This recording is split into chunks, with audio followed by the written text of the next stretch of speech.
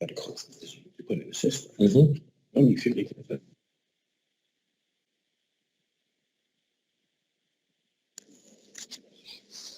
Good evening, Mr. Conlon. Are you all prepared? I am, but I don't necessarily know that we have a quorum yet, ma'am. I'm looking right now. All righty.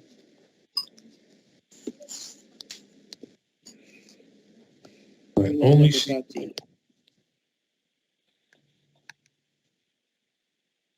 see three. There's 5 of us. Okay, there's Mr. Rodriguez. I see you now, sir. Mr. George is in, Kathy, Marshall. Yeah, I have them. So we do have a quorum, Council President. We are ready to proceed. All righty. Did you ask everyone to mute their phones? Yes, ma'am. Announcement, but I'll make the announcement again. Ladies and gentlemen, we're about to begin the Trenton City Council meeting. If you could please take the time, if you're on the landline, to dial *6 and mute yourself and remain muted throughout the meeting. Also, if you were on a landline and you'd like to raise or unraise your hand during the relevant public portion, you may do so by dialing *9. If you're on a smart device, please take the time and hit the little microphone to mute yourself as we begin the meeting. Thank you very much, ladies and gentlemen. We're going to begin shortly. All righty. Thank Councilman Blakely is here. Thank you. Thank you, Councilman Blakely. Ladies and gentlemen, this meeting is being called to order. Adequate notice of this meeting has been given in accordance with the Open Public Meetings Act pursuant to Public Laws 1975, Chapter 231. This agenda is complete to the extent known and was sent to the Trenton Times, posted on the first floor bulletin board in the City Hall, filed in the City Clerk's office, and posted on the City of Trenton's website. Formal action will be taken. Roll call, Mr. Conlon. Council President, before I do the roll call, I have a request from TPD, who lost one of their officers who passed away, Mr. McClure, and they're requesting a brief moment of silence prior to beginning the meeting. Can we do a brief moment of silence, ma'am, just before we call roll, in memory of the officer? This is for Officer. Thank you, ma'am. This is for TPD Officer Jerry McClure, who passed away. He's also the son of TPD Officer Derek Simpson. I swore Officer McClure in on February 11, 2021. Our deepest condolences go out to the family for his loss. If we could all just bow our heads for a 30-minute moment of silence, or 30-second moment of silence.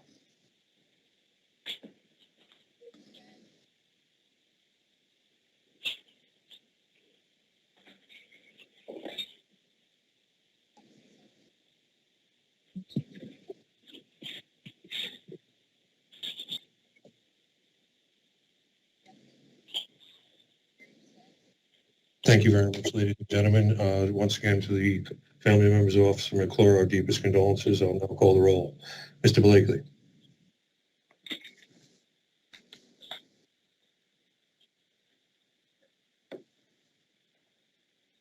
Ms. Caldwell. Councilman Blakely. I'm present. Thank you, sir. Ms. Caldwell-Wilson. Present. Mr. Harrison. Present. Mr. Michel. Present. Mr. Rodriguez. Present. Ms. Vaughn. Council President McBride. Present. City Clerk Matthew Conlon is present. Mr. Kaloji. Present. Legislative Council, Mr. Kaloji is present. Council President, I'm going to call the directors now. Mr. Cruz. Yes, please. Good evening, President. Thank you, sir. Mr. Cherry. I'm present. Good evening. Good evening. Mr. Liston. Present. Mr. Bridges. Present. Good evening. Mr. Wilson. Present. Mr. Douglas. Good evening, President. Mr. Daniel. I see you, sir. Thank you. Present. Good evening. Sorry. Dr. Lopez. Good evening. I'm present. Thank you, ma'am. Mr. Ranatieri. Good evening. I'm present. Thank you. Ms. Richardson. Good evening. I am present. Mr. Lavender. Yes. Present. Good evening. Ladies and gentlemen, as you enter the meeting, if you could please mute yourselves at this time. And Mr. Cruz is sitting in as the Acting Director of Finance. Council President, the directors are here. The roll has been called. Council President, first item on the agenda is a presentation by the Mayor, W. Garcia. Would you like to go to the presentation, ma'am? Yes, I don't know about a presentation. What I do know is that we asked him to come before the council to tell us why MPS is still on over at the police department based on the fact that they should have been out by December the 31st. So I'm not aware of any presentation. I'm aware that we needed the mayor to tell this body why MPS is still over at the police department after we met with the county, and the date for them to be out of the police department was December the 31st. And based on several facts, one is that we felt as though the October gave the administration enough time to make the transition to the county system. We gave them enough time to purchase whatever equipment that they needed that the county did not provide with Motorola. And we also had given the administration the go-ahead to spend the $10 million plus that they needed to give us a state-of-the-art radio room. And the council does not want to spend any more money than we have already agreed to spend based on the radio room. And as long as MPS is still there, they still want to attach dollars to this city that we are not willing to pay. So first I need to know from the mayor, why is MPS still there past the deadline? Okay, Council President. Next, ladies and gentlemen, we have Mayor Walter Reed Garcia summoned before council pursuant to NJSA 40:69 Cap A-337.1 to present information, documentation, and personnel necessary to advise the council as to the reasons why the administration did not provide the subject equipment or why the city has not implemented the operation of the police communication system under the council immersive system per the MOU. Council President, would you like to turn the floor over to Mr. Garcia? Yes, I would like the mayor to answer the questions as they're put to him, please. Your Honor, you have been recognized. Thank you, Council President. I wanted to thank you for inviting me to discuss the city's emergency communication system. And I'm happy to report that the city, under the leadership of police and fire directors Steve Wilson and Kenneth Douglas, are nearing completion of our transition to a state-of-the-art communication system utilizing Motorola radios and mobile units. I wanted to especially thank Captain John Zapley for spearheading the effort and making this transition ahead of schedule. And also Deputy Chief Moran is here from the fire department that also made the smooth transition. As you recall, you and other members of council demanded that the city have a Cadillac of radio systems and one that utilizes the state police communication system. I am happy to confirm that we have met these conditions. What is important to point out is that our emergency communication systems are utilized across city departments, including police, fire, water, public works, sewer, and inspections.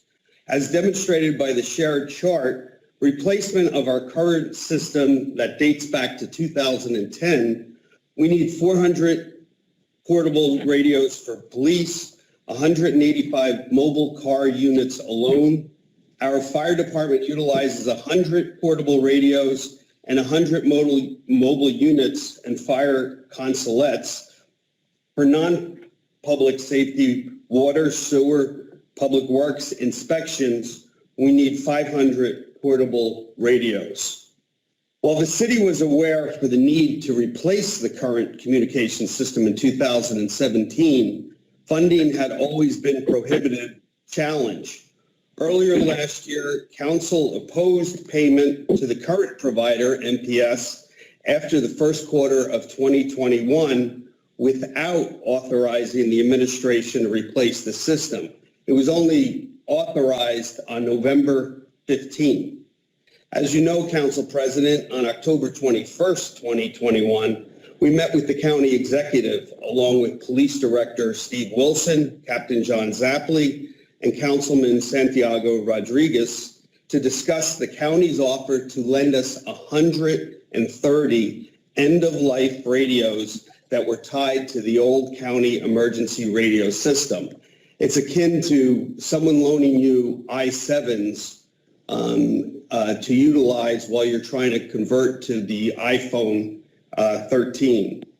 These were county radios that were no longer to be used as primary radios for first responders, but for non-emergency use. In addition, we had priced out with Motorola, renting radios to make up the gap from the 130 to the approximately 1,000 that we needed. The estimate was $54,000 per month, something that is not financially prudent. So although it was never intended to solve our emergency radio needs, we are grateful to the county for their assistance in helping us transition from the MPS system to the state and county emergency broadcast systems. The county radios are going to be utilized by non-public safety radio use by Trenton Water, Public Works, and inspections until we can make the full transition to the new state-of-the-art Motorola systems. Thankfully, on November 15th, Council voted to authorize the purchase of the Motorola system, replacement of our 911 phone system, and necessary dispatch equipment that works with Motorola systems, as well as our other crime-fighting technologies such as ShotSpotter and the Real-Time Crime Center. While this investment is higher than originally anticipated, we cannot put a price tag on the safety of our residents and our first responders. I am confident that we'll be seeing a return on our investment almost immediately. As of yesterday, both Trenton Police and Fire have the majority of radios assigned and are functioning on the state and county emergency communication systems. One other that you should remember is that we wanted, yes, indeed, when we met with the county executive, we were going to go to the county's emergency responder system. However, Councilwoman Vaughn, Councilman Santiago Rodriguez, and yourself were concerned about going to a 500 megahertz system when we should be going to the state police. So we did switch gears after October 27th, when this was raised, not to use the county system, but go to the state system. So this transition from 1,000 portable radios that we need is actually being effectuated. Right here on the table in front of me, you can see both the fire and the police radios that are going to be utilized. So in the time constraints that we did have, this was a monumental undertaking, and it's not only a matter of just giving out radios, but every single car mobile unit also has to be replaced. And then when you talk about the firehouses, there's also communication consolettes that also have to be changed out. So it's not something that you could do overnight by simply going to a Verizon store and picking up a new phone. You have to put in the infrastructure, you have to do the training, and you have to make the installations of the mobile units in the cars. But I am proud to report that under this administration, we have made the transition, at least with respect to county, to police and fire. So again, Mayor, my question to you is, December the 31st was the deadline for MPS to be out of the radio room. This is the first that I'm hearing that you decided to go to the state, although I don't have a problem. I think that was at your assistance. But I don't have a problem with you going to the state. That we just should have been informed that that was your intention. We agreed with you. We agreed with Robin. We agreed with Santiago. Mr. President, Mayor, agreeing with us and informing us that you were going to the state system is a total different thing. So you move to a system that we don't know that you're moving to, although we felt it was the best thing to do, but we weren't informed. We did not know that you weren't keeping the agreement with the county until we ended up in court. Now we end up in court. MPS wants money to stay. Now today they want more money. On top of the $10 million that we've already shelled out to them, they're looking for another payday. And so I'm asking you, when is the last day that MPS is going to be over in that police department? And when will those radios be in the cards? As we said earlier, December the 31st was the red line, was the line in the sand. Well, it wasn't a line in the sand because we have to install them. It was originally estimated that it would take as much as 6 months to make the transition. So again, once we got the authorization, it was only November 15, the 11th month of the year, where council granted us the authorization to purchase the Motorola. We could not make the transition on 130 radios for the needs of 4 departments that total 1,000 radios. It was it's impossible. Any other council members want to speak to the mayor? Yes. Council President? Go right ahead, Councilwoman. Go right ahead, Councilwoman Wall. Good evening, Mayor Gussior. Yes, I just have a couple of questions regarding not necessarily how we got here, because that's in the past and we can't change it. But what we need to do is move progressively and aggressively forward, considering the criticality of getting a state-of-the-art radio platform working and implemented in the city of Trenton to save lives or minimize the risk of lives being at risk. Both our first responders and citizens that they are sworn to protect. Now, how do we get to implementation, Mayor, and what is your time frame? Because although, we ended up in the fourth quarter last year scrambling, but you were aware over a year when the MPS contract was coming to an end. Everyone knew that the contract expired, even MPS, at the close of December 2020. So January 1st, 2021, council had made it known that we were not going to renew MPS's contract come the end of 2020. And there were cause or reasons. The reasons and rationale to ending that contract and not engaging that company were many, and some of them public, because there were plenty of concerns about the organization or the company that is MPS. And it's not a company. Based on those concerns, the city of Trenton did not feel that we need to go forward with a company with so many issues.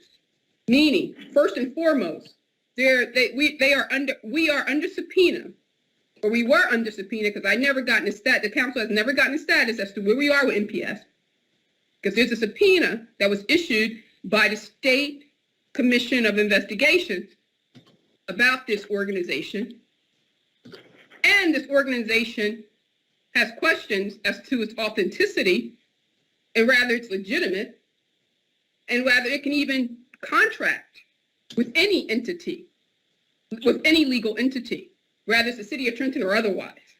So that is not an organization that we need to be doing business with. But most importantly, we've had experienced over the past 10 plus years since we've been engaged with this contractor that their performance is abysmal, a complete and utter failure, because there has been reported that there has been over 400 outages across the coverage area of the city of Trenton, that their platform and their signal strength cannot cover many of the zones and neighborhoods where our officers provide coverage, that they can't get a signal. The signal strength is non-existent, or we have many dead zones using their platform and technology. So I don't understand, why is it that you are hell-bent of continuing with this contract when we have so many issues as I just outlined? And I just want to know when, number one, when is this implementation? When are we going to sunset MPS? What date are they departing the city of Trenton? Okay.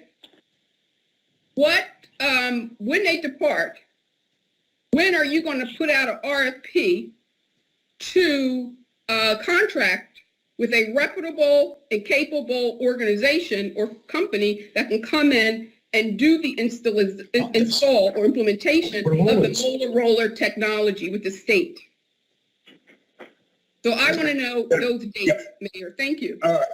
Thank you, Councilwoman. If you recall, back in May of 2020, when our former police director recommended the replacement of the radio system, she estimated the cost between $5 and $15 million. We sought to bond for that money, and council said no. And I think you were one of the most vocal that said you didn't want that spent through bonding. We didn't get the ARP money, which enabled us to purchase the Motorola until this year. And also, council was paying the bill, approving payment of MPS in the first quarter. It's in June that council decided not to pay any further MPS, but didn't give the city authorization to purchase a replacement. You weren't even at the November 15th meeting when council finally gave us approval to go ahead and purchase Motorola. So had you been at the November 15th meeting, you would have heard all of this. But in any event, we had to order and work with Motorola once we got authorization. That was November 15th. And again, this is not a matter of going into a Verizon store and purchasing a couple of phones. This is about 1,000 radios, as much mobile units that have to be put in cars, also consolettes that have to be put in firehouse systems. An entire infrastructure has to be put in, and we're doing that right now. So Motorola is doing the installation for the radios and in the emergency phone installation. It's part of the $10 million contract. And if you also remember, back in early spring, we wanted to go with Atlantic City's Harris system, which would have only been $3 million, but the insistence was state-of-the-art and Motorola. And I think, and Santiago Rodriguez, Councilman Rodriguez, who had experience in radios, said he wanted Motorola or nothing. And we heard you loud and clear, and so we went for Motorola. Okay. The reason, all right, so I just want to add some clarity around your words. The reason Santiago, Councilman Rodriguez, was in support of the Motorola technology, because that appears to be the standard. Actually, the analysis that the council sourced at the top of I think it was 2019, when Sheila Coley was your police director. 2020. So we approved a consulting contract with a premier consulting firm, HHW LLC, that worked with the state to deploy the same technology that the state police is currently using, and which we want to leverage and have the same infrastructure and functionality and robustness, right? So that's correct. And then HHW's report came out in May of 2020. But we approved that contract back in April. Okay, so fine. So. You have to wait. You have to wait until they issue the report. All right, so they And then did. the former director said the estimated replacement was between $5 and Okay, $15 million. Again, I just wanted to clarify your comments as to why the council members were confident in the Motorola solution, Mr. Mayor. If we didn't. You wanted pull a it- state of the art. You wanted a Right, Cadillac. because that's the industry right now. That's the industry standard for first responder communications. That is what the state police is using. And since we went to the real-time crime center and we upgraded our technology and law enforcement surveillance, et cetera, that all of this is all compatible and connected. So that's the rationale to our thinking of going on to the Motorola platform. It's not like we just pull it out of the air. So. No, and I would agree with, Right? there's no disagreement. And I Okay, agree with so- Councilman Rodriguez. Okay. So very excuse well. me, So Councilwoman. all I'm Brown. asking So the- you is, excuse me, let me just ask the mayor the question because he didn't answer. When I are did answer. we? No, you did not. You didn't give I any did. date. All right, Mr. Mayor, can you give us a date then? Maybe I didn't hear you. Excuse me. My bad. So did you say a date on when the implementation was going to be completed? Because if Motorola is here on site in Trenton, can they forward us the plan and the dates of their milestones to completion? Can we get that? Can the council get a copy of that? Thanks. The installation is occurring right now. We distributed the radios for police and fire. We now have to do the mobile units. It takes about 2 hours per vehicle because you have to take the paneling out. You have to remove the old radio equipment. Everybody has seen mobile units in police cars. That's what has to come out and they have to install. That takes about 2 hours. So Motorola is doing that. They're arranging for vehicles one by one to come in, taking out the old mobile unit and putting in the new ones. Okay, so what's the timeline for them to complete all the mobile implementation for all the vehicles for the city of Trenton? Well, And how take many- how many- 1,000 times 2 hours. Well, okay, can we see the plan, Mayor? Yes, but the plan has been discussed. No, I understand that, but I haven't seen the plan. So can you have your I'll give it to you as soon as they office give it to forward me. the plan? Yeah, Captain Zapley is right here and he has the plan. Okay, can you Okay, so forward? let him forward that to us. So let Well, me just chime in I here don't have it yet. because As there's soon a as I couple get of it, things that the give it to mayor you. said. That the mayor May I said. have a comment, please?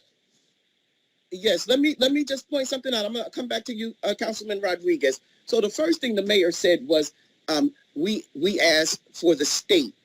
Yes, we did ask for this. We asked if we could get the state, but when does a mayor not come to the council to get authorization when he's moving forward with a plan? Because as of October the 25th, when Councilman Rodriguez, Mr. Kaloji, and myself sat with the county, we were under the impression that the county was coming in that a week after that to begin the process. Now today we learned that in the midst of November, you chose the state system that the council was not aware of. That's the first thing. The second thing is the report came in with HHW.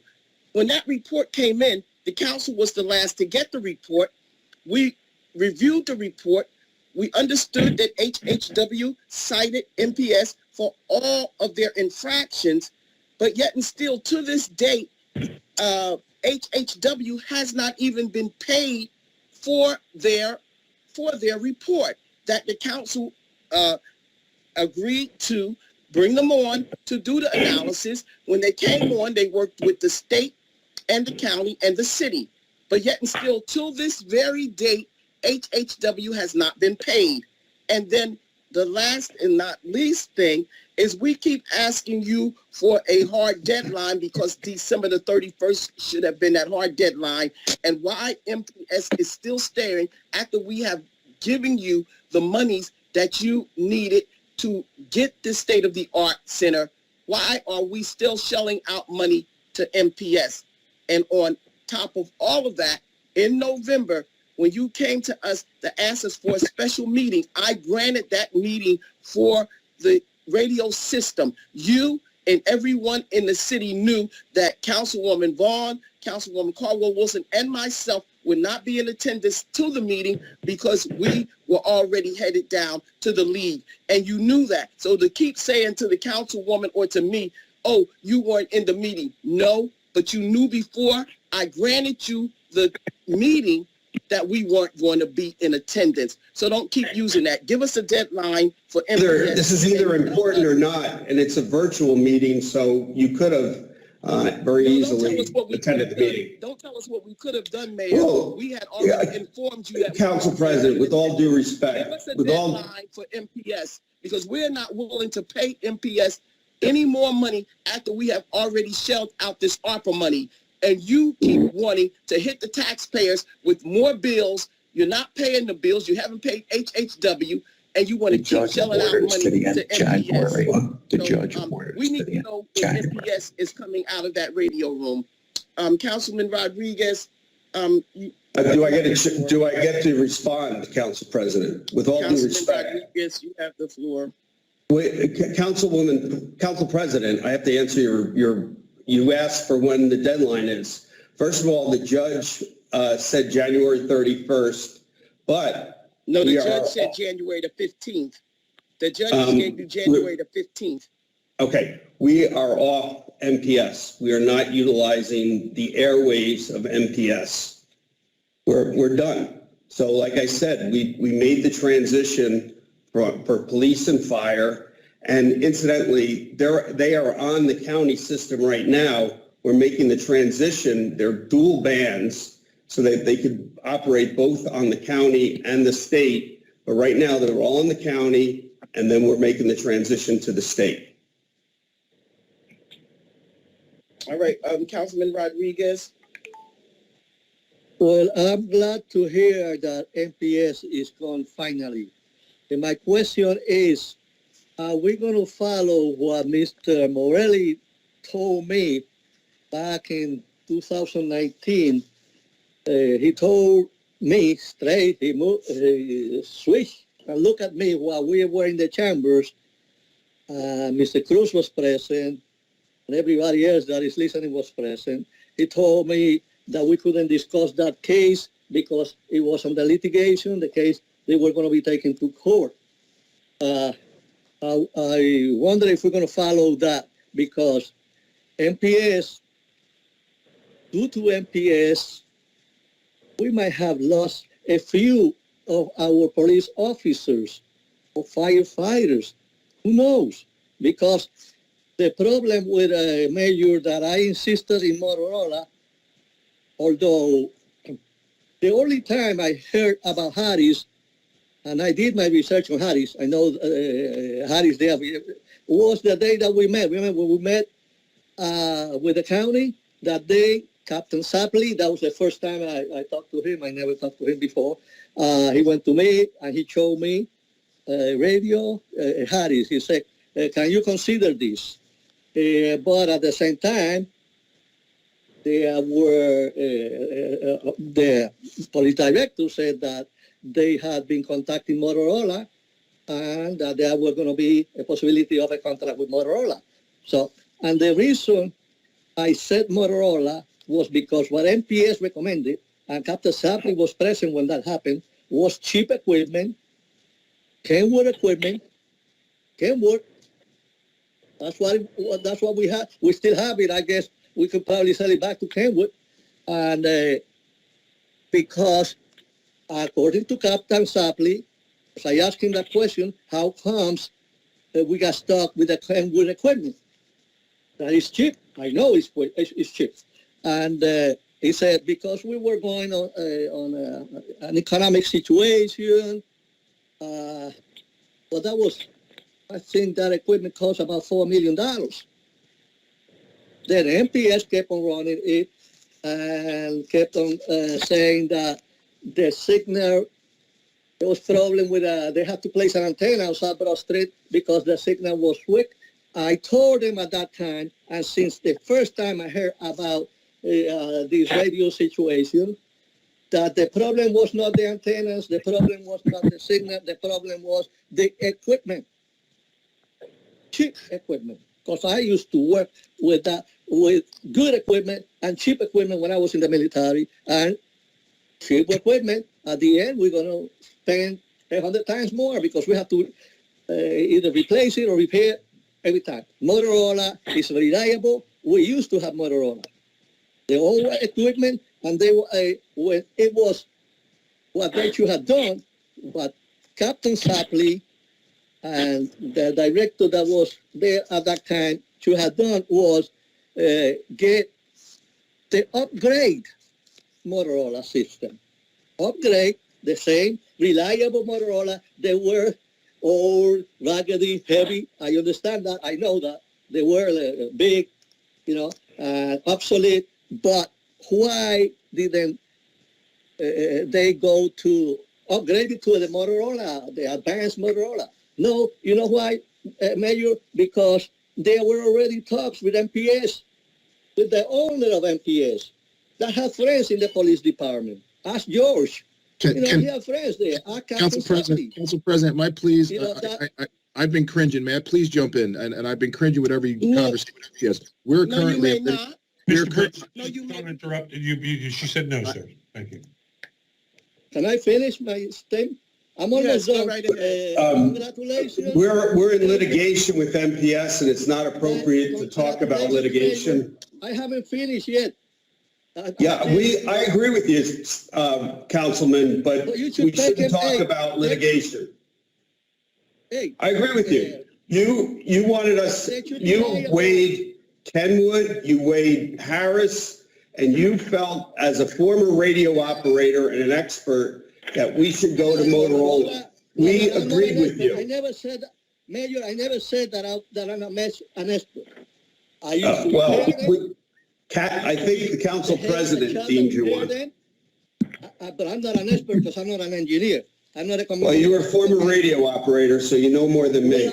I used to run the shop where they repaired them, where they took him, because the Army also made the same mistakes the city made with buying some cheap equipment back then. Yes. Well, I'm glad that hopefully MPS will compensate us for the years of bad services. And thank you, Mayor. I'll give you I was contemplating the county system, but the state is the one that we're supposed to go to, according to those frequencies. So we are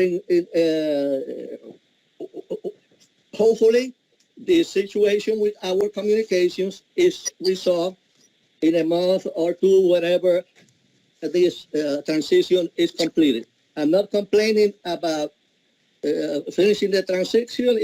I understand it takes a little while because it has to be done properly. You cannot make mistakes there. But I congratulate you, Mayor. I voted for the 10.5 million during my vacations. I called in because to me that was very important, very important. That was, those lives of police officers and firefighters were at stake. And since I heard about these radio problems back 3.5 years ago, I said, we have to solve that situation, which you had done that way back. Okay, that's all I have to say. Well, thank you, Councilman. And again, we agreed after we weighed the same information that you had that we would go to Motorola. It was more expensive, but overall they were replacing infrastructure equipment, our 911 phone system. So we got a lot of bells and whistles and extras that we needed, but we couldn't before this replace it.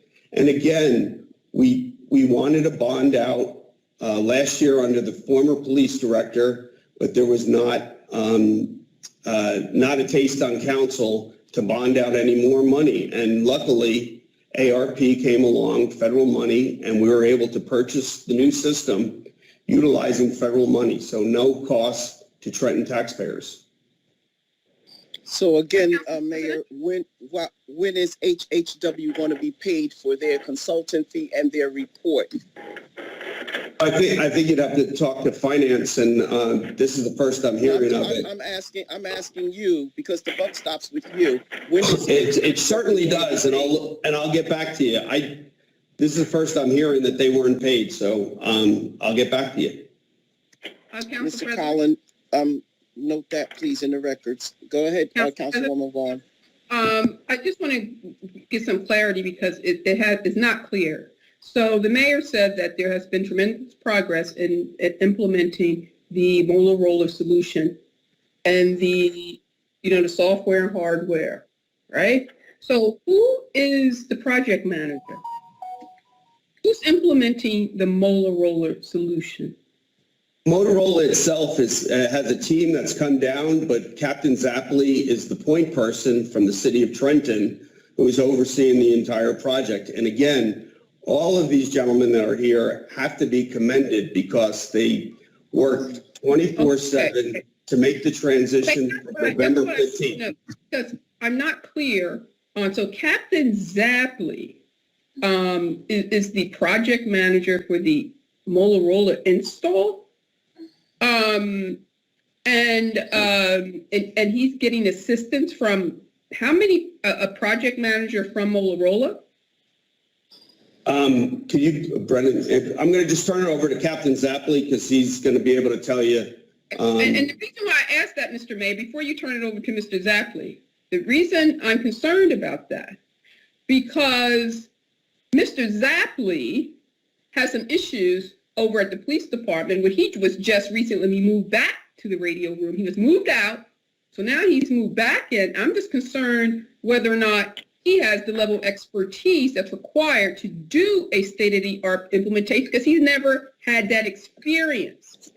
So I don't want to be here with you again because we have the wrong resources deployed on such a critical implementation where we need a higher level of expertise to complete the deployment. I really have some concerns, and what I know about Mr. Zapley and his movement around the Trenton Police Department, and I just don't have the confidence. Councilwoman, first of all, that's not fair, and you should issue a rice notice. If you want to discuss his qualifications, that's not fair. It's not fair. Council Vice President, please mute her. Let me finish. So I'm going to just finish my statement. Wait a minute. She's disparaging city employees. You are. He said that he is the project manager on the project. He didn't say that. He said that he's the project manager working. Councilman Michelle can vouch for Captain Zapley. Do not, Council President, I have the floor, please. Councilman Michelle, can you help us out? Anybody else? I'm going to finish my statement. Council President, please. Yes, I need everyone else to mute themselves. When Mr. Mayor said that Thank you, Arnie. I'm feeling better. No longer on site. Excuse me, Councilwoman. There's someone that needs to be muted on this call. Mr. Collin, can you find them and mute them? Yeah, I'm finding them as fast as I can, ma'am. Thank you. Okay. Go right ahead, Councilwoman. From my understanding, before we went to Motorola, there was no one in the Trenton Police Department, which is the reason why we engaged HHW LLC, had the expertise on the new state-of-the-art radio technology that Motorola is offering. So I don't understand how exactly.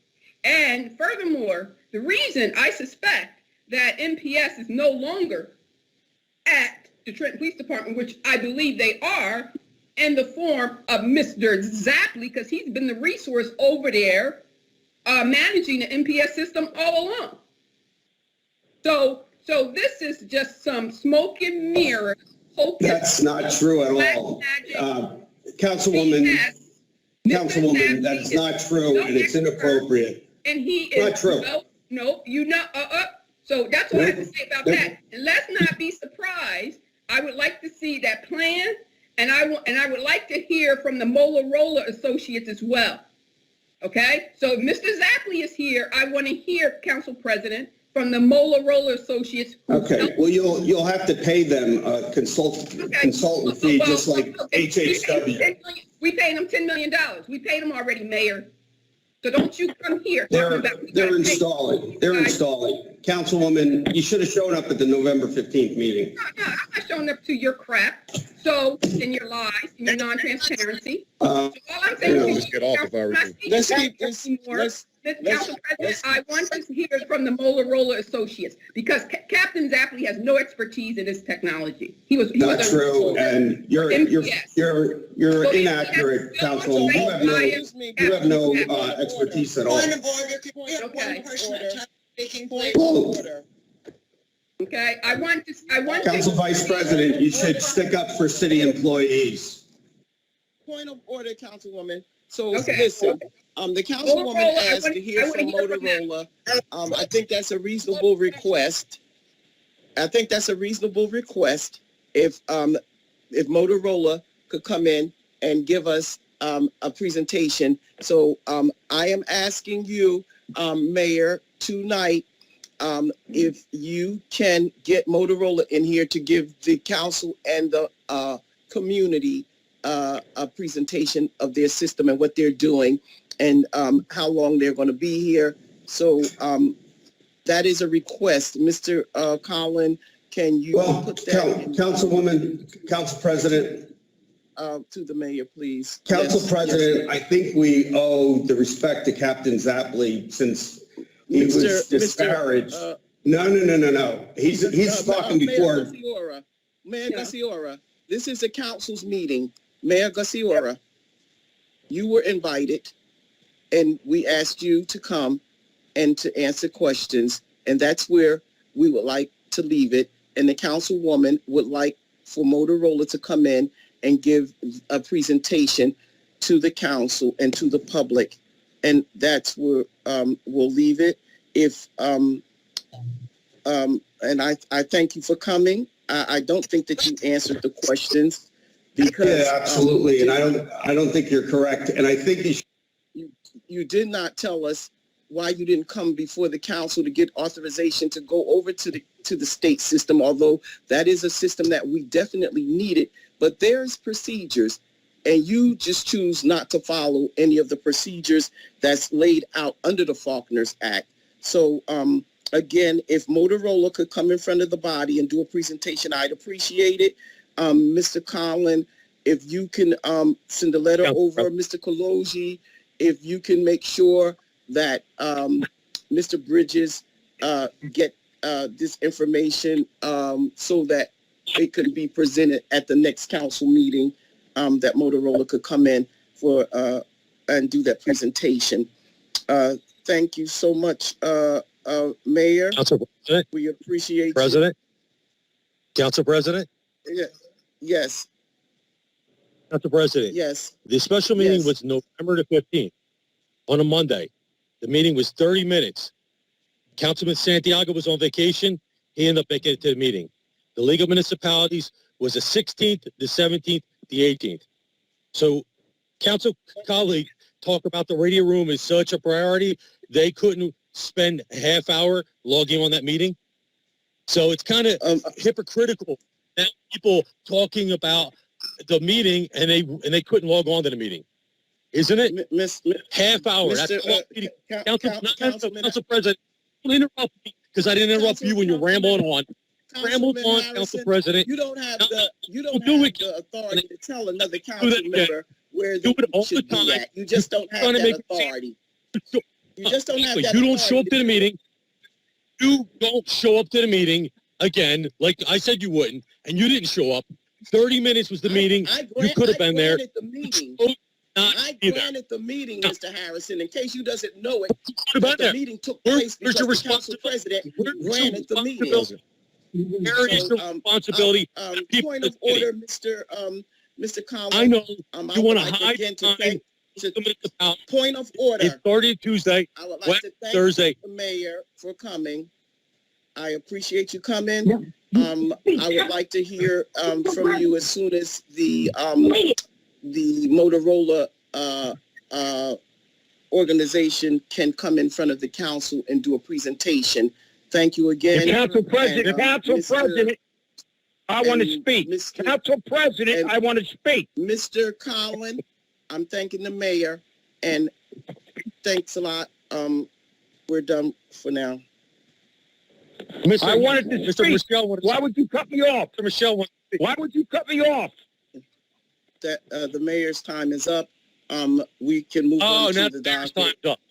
This council Mm. president is such phony.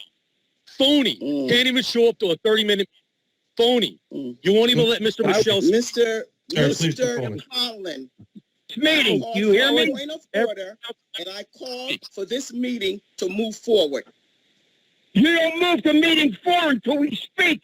We came here to hear us. I People called speak. for this I meeting wanna to move speak. forward. The mayor has been excused. I got a right to speak. Thank you. We have a right to speak, President. And go We right have a ahead, right go to right speak. ahead. Mayor, Mr. Collin, this meeting is moving forward. Mayor, we appreciate your time. And thank you for coming. You've been denied. On the record, Yes. you've been denied. You're done. Next in line is.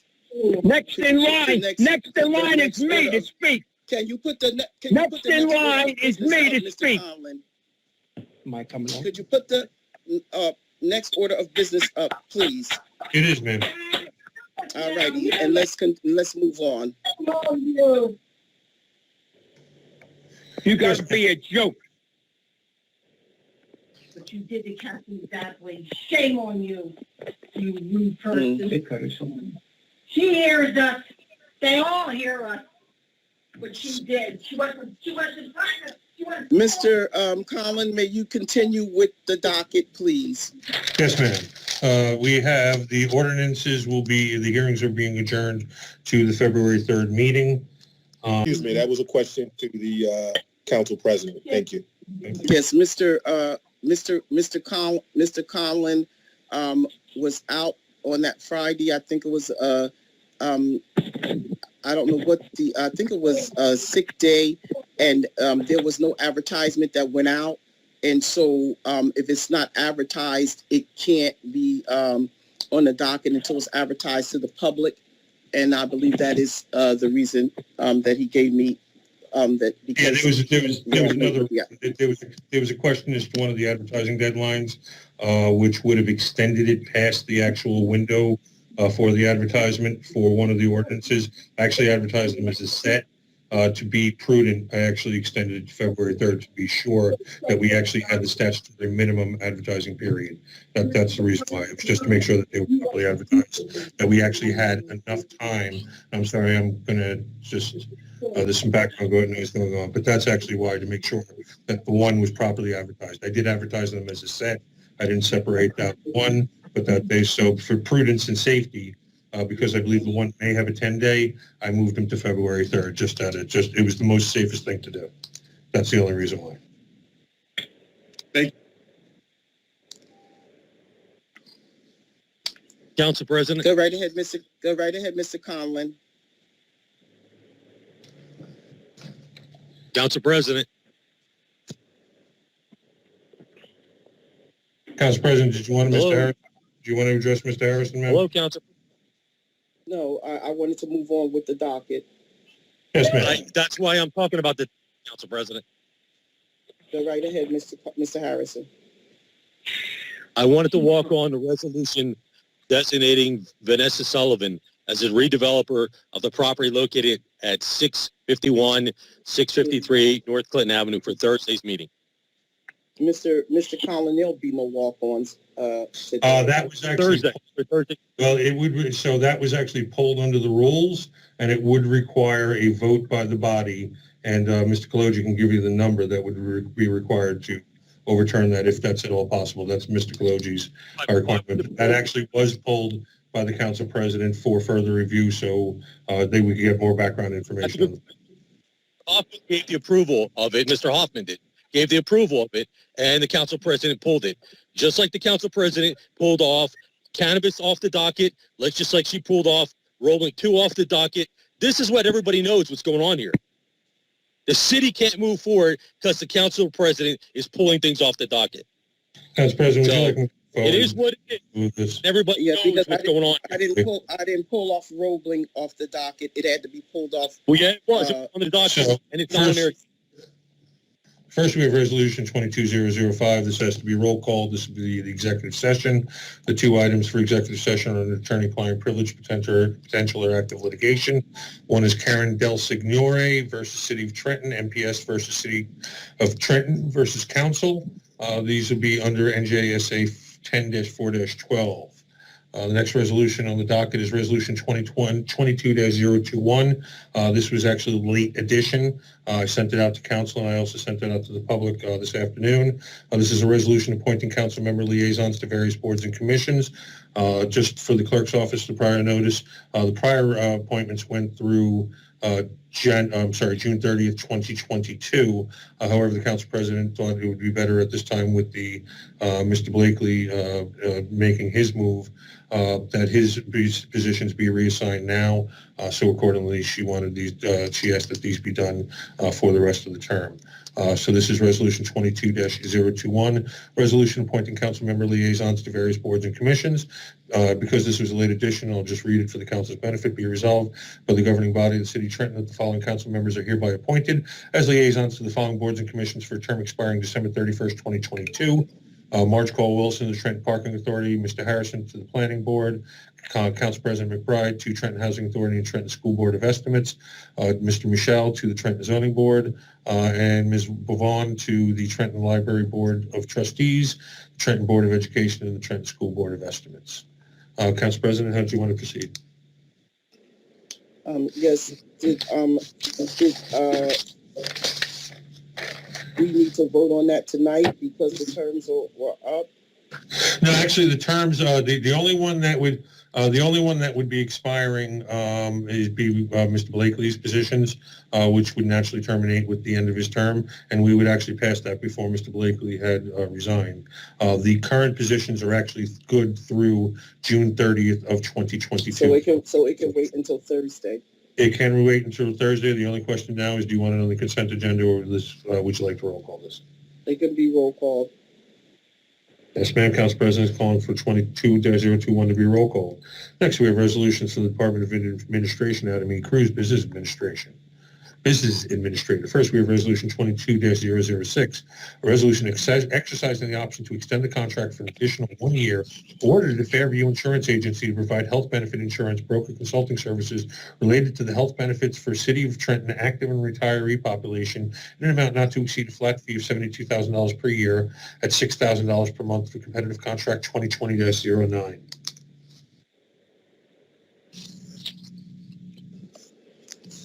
Do anyone have any questions pertaining to this resolution?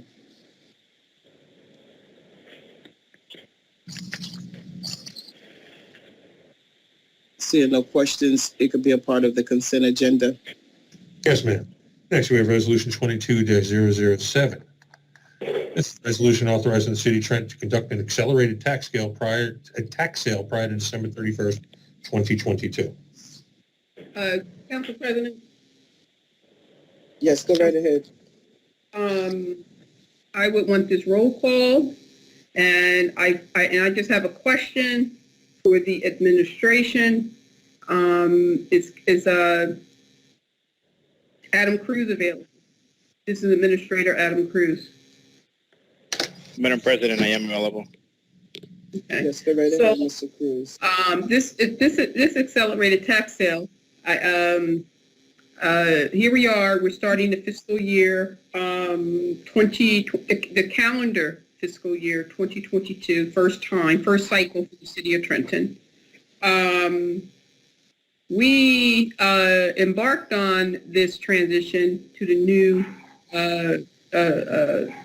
budget cycle based on certain caveats and certain expectations, certain things to be achieved. And one thing was that we wouldn't have to have an accelerated tax sale anymore. So what is going on here? And of course, the City of Trenton, many of its residents, I have so many email communications around this process and how it's being managed in the City of Trenton. out of the tax assessor's office. Many complaints from customer service, et cetera, but nonetheless, this is concerning that this is part of the calendar year, our first transition year to the calendar cycle that we're using the accelerated tax sale process, which we shouldn't be using, correct, Mr. Cruz? No, Councilwoman. Madam President, the accelerated tax sale is something that will continue to occur in the city for as long as we have people that don't pay taxes.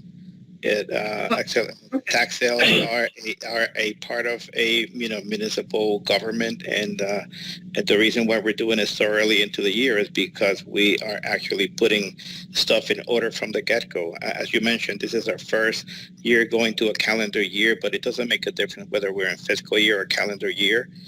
We're putting things in order so that we can start in January, just start putting stuff in order for the remainder of the year. Okay, well, I want to recall your attention. Thank you, Mr. Cruz, but I just want to have one more quick question for you. Still with this roll call, because I want to know, because when you first came on board in the city of Trenton, and we talked about the accelerated tax sale and the burden that it puts on residents. We're in a state of high taxes, state of New Jersey. Our municipal taxes, unlike other municipalities, have increased every year. So we had asked you when you first came on, how often do we have to do an accelerated tax sale? We shouldn't have to do one if the state would pay its fair share of taxes, if the state would fairly fund Trenton. We are supposed to be getting transitional aid at the levels that we have used to been getting, and we have not. And I don't understand what the mayor has been doing over the past 4 years to alleviate. Okay, somebody is being rude, as usual. A bunch of buffoons. So the mayor has not gone out to the state, the governor, to ensure that the city of Trenton is funded during transition. So what funding levels are we expecting this budget cycle from the state, Mr. Cruz? And can you get that information from us on Thursday as we proceed to complete our budget, which I believe DCA has extended to March 31st, correct? So what expectations are we going to get for funding so we don't have to do an accelerated tax sale in our municipality? Well, in order for that to happen, Councilwoman and Madam President, this is actually something that we need to create more revenue coming into the city by means of redevelopment. And, redevelopment is key in cities just like Trenton. And this administration has been trying from day one to move redevelopment forward. Unfortunately, there has been some roadblocks that have been put in the way. And that has not, we have not been successful at having projects be approved by this council.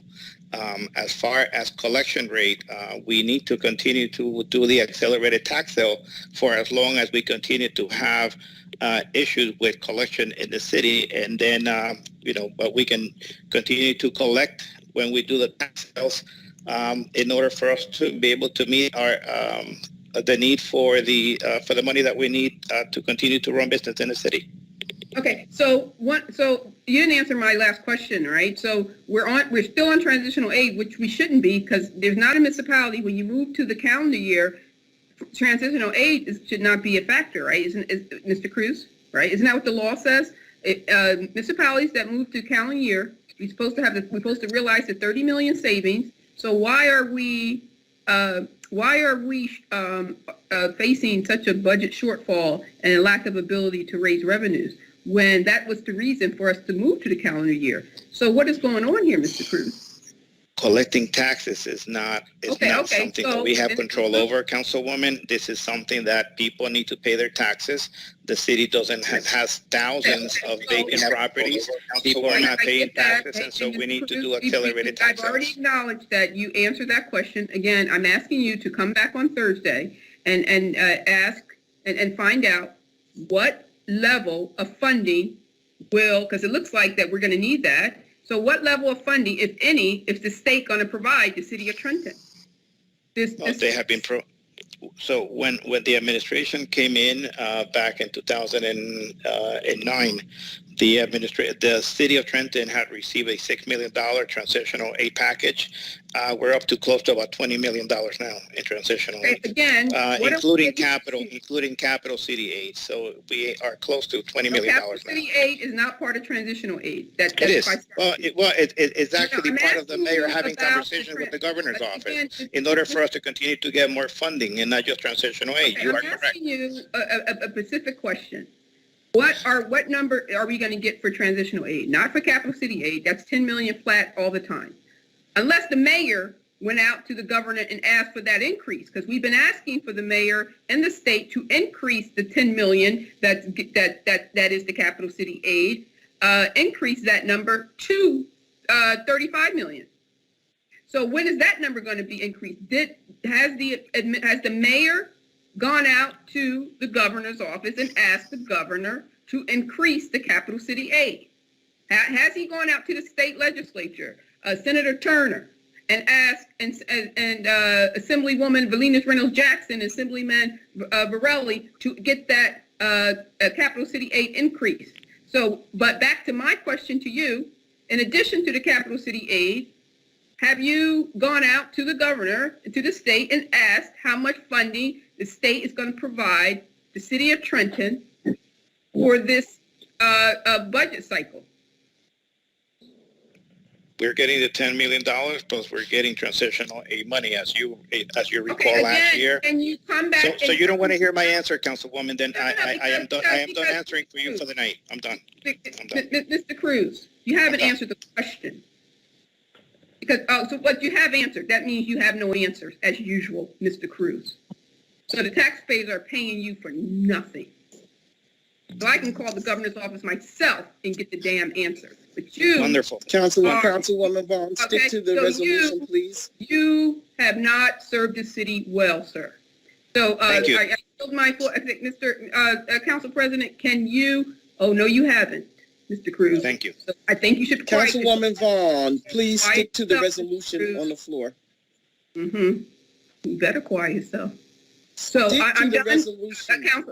Councilwoman, President McBride, I'm done, but please keep this continue to have this roll call, please. Thank you. Roll call, Mr. Collins. Please move on. Yes, ma'am. Next, we have Resolution 22-008. This will be after executive session. This is a settlement. It'll be a roll call. Any questions should be asked in executive session. Madam, would you like me to move forward? Yes, please. Next, we have Resolution 22-009. This is a resolution from the Department of Finance, Adam E. Cruz as acting director. First, we have a resolution authorizing the assignment of 128 tax sale certificates totaling $1,744,446.95 pursuant to NJSA 54:5-113. Council Roll President? Council President? Yes. Yes. Again, and I'm speaking to all the residents and taxpayers on this line. I will not be supporting any type of accelerated tax sales or any type of tax sale certificates that's being issued by the tax collector's office on the city of Trenton for this budget cycle. So, and having said that, is there a comprehensive list of all the homes that are part of this sale? Here it is. Okay. I will review that, and then I will come prepared on Thursday with some of my concerns. Thank you. Roll call, Mr. Collins. Yes, ma'am. Next, we have Resolution 22-010, resolution authorizing transfers to be made by the Acting Director of Finance to the Transitional Year 2021 Appropriation Reserve. This has to be roll call, doesn't it? I believe so, ma'am. Yes, because it has to have a supermajority. Next, Mr. Conlon. Yes, ma'am. Next is Resolution 22-011. This is a resolution amending resolution number 19-236, authorizing the application for and acceptance of grant funds from Sustainable Jersey Small Grants Program in the amount of $20,000. Consent. Yes, ma'am. Next, we have Resolution 22-012. This is a resolution authorizing to apply for and accept the New Jersey Economic Development Authority Government Restricted Municipality Planning Grant Phase 1 in the amount of $250,000. I'm sorry, can we roll call this? Yes, ma'am. Do you have any questions for Mr. Daniels? Yeah, please. Can he explain in 2 minutes what this grant is going to, the objective of this grant money and what it's going to be used for? Council President? Yes, go right ahead, Mr. Daniels. 2 minutes. Do you have a minute, sir? Yes, sir. Good evening, Council President. Basically, this grant is seeking available funds, creating an implementable strategic action plan for the city that aligns with our city's master plan, and develop, essentially what it will be doing is developing a prioritized programs and projects. The planning phase of this project will focus on creating a detailed, long-term, and action-oriented strategic plan that incorporates existing plans of the city. So while we have the Trenton 250 master plan, which is conceptual in nature, this will allow us to have a more targeted, a tactical, if not a strategic approach to how the city will begin to move.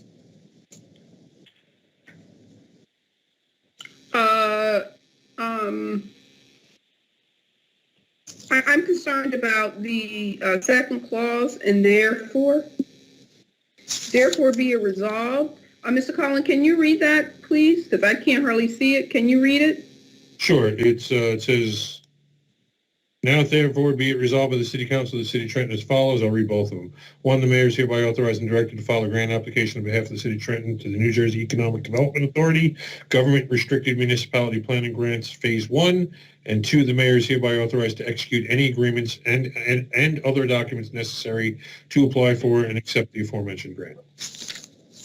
Okay. All right. So, once the grant is approved, you'll come back to council for how the money is going to be spent. Is that correct? Well, the scope is actually spelled out. The City of Trenton, and no, the scope is not. I don't see it. Where do you see that? Mr. Cruz? Well, I'm sorry, Mr. Kaloji? No, the scope of, all right, so the grant is coming out of the New Jersey Economic Development Authority, all right, so once we get the money, the funds, what are we going to be using it for? Right. Just so develop strategic plans? Correct. Municipal focus. B, existing body of planning work. Recently completed projects, planning work in progress. So it's spelled out in section 2 of the project details, ma'am, which you should have, that was submitted.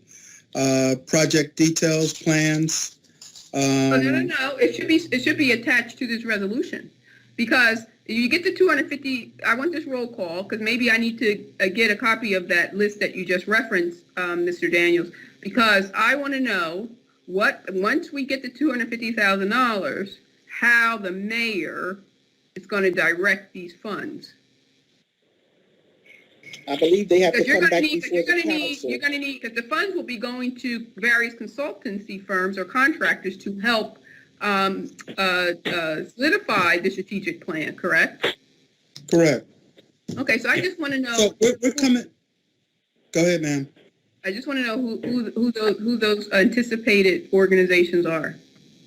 Ms. Right, Davis, the I believe that you have to come back in front of the council when the funds, I know, but are Council accepted. President, please, Council President, again, I already said that. That's correct. I'm asking for the list of anticipated organizations that's going to be getting those funds, and that resolution is going to be put up to come back to the council. Ma'am, So we you don't have them. We don't have them at this time, but I will forward you the documentation that I have. Director But you Daniels. said that there's a Can I answer list that? of projects. You said at the top of your answer that you have projects that are a list of projects that are associated with this that's attached, and I said I don't see it. Mr. Collins, is it attached? I'll check the backup, ma'am. Hold on one second, please. So essentially, with this resolution, Councilwoman Vaughn, I am asking you to approve this. Once you approve this, once council approve, we will send out an RFP once funds are accepted. We have to come back before the council. All right, no problem. So the list that you referenced has no relevance to this grant money, right? Well, if you're asking in terms of vendors, ma'am, that's something totally different. No, but the projects, I want to see the list of projects, because sometimes the projects can kind of give me some insight as to who the mayor is anticipating giving the funding to. Because most of the time, the same ones on rotation. So if you can give me that list of projects, send it to me, please. I will. Okay, thanks. But roll call, just anticipating of that. Can I answer that question? In your backup there on page 7 of the backup, it begins the plan work that's in progress. Mm-hmm.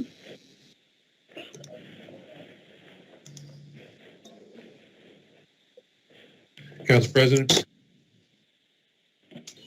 Yes, I thought I heard Mrs. Zelinski. Right now. Okay, go right ahead. Council President, do you like me to move on? Yes, I thought I heard Mrs. Zelinski. I said, but you. I don't think it was Mr. Zelensky. I'm not exactly sure who it was, ma'am. So that was Jeff Wilkerson. It was Mr. Wilkerson, ma'am. Thank you. Yes, ma'am. Next, we have Resolution 22-013, a resolution to accept, adopt, and be included in the Mercer County Multi-Jurisdictional Hazard Mitigation Plan is submitted to the New Jersey Office of Emergency Management and the Federal Emergency Management Agency.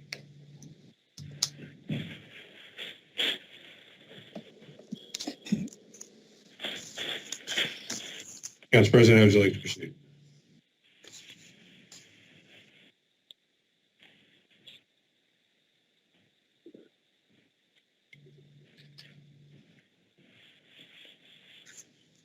I was just trying to read over the resolution.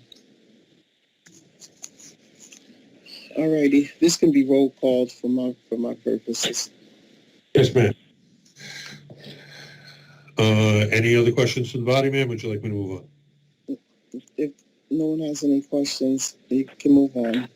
Yes, ma'am. Next, we have Resolution 22-014, resolution authorizing a new additional cost contract extension for professional service, Resolution 21-085, between the City of Trenton and Wallace Robertson Todd, LLC, Amendment Number 1, to conduct updates to the transit-oriented development area plans. Can we roll call this? How much is that? For $290,000? Was that what I'm seeing? Yeah, and I believe it's, let me just bring up 21085 real quick. Let's see what they're amending again.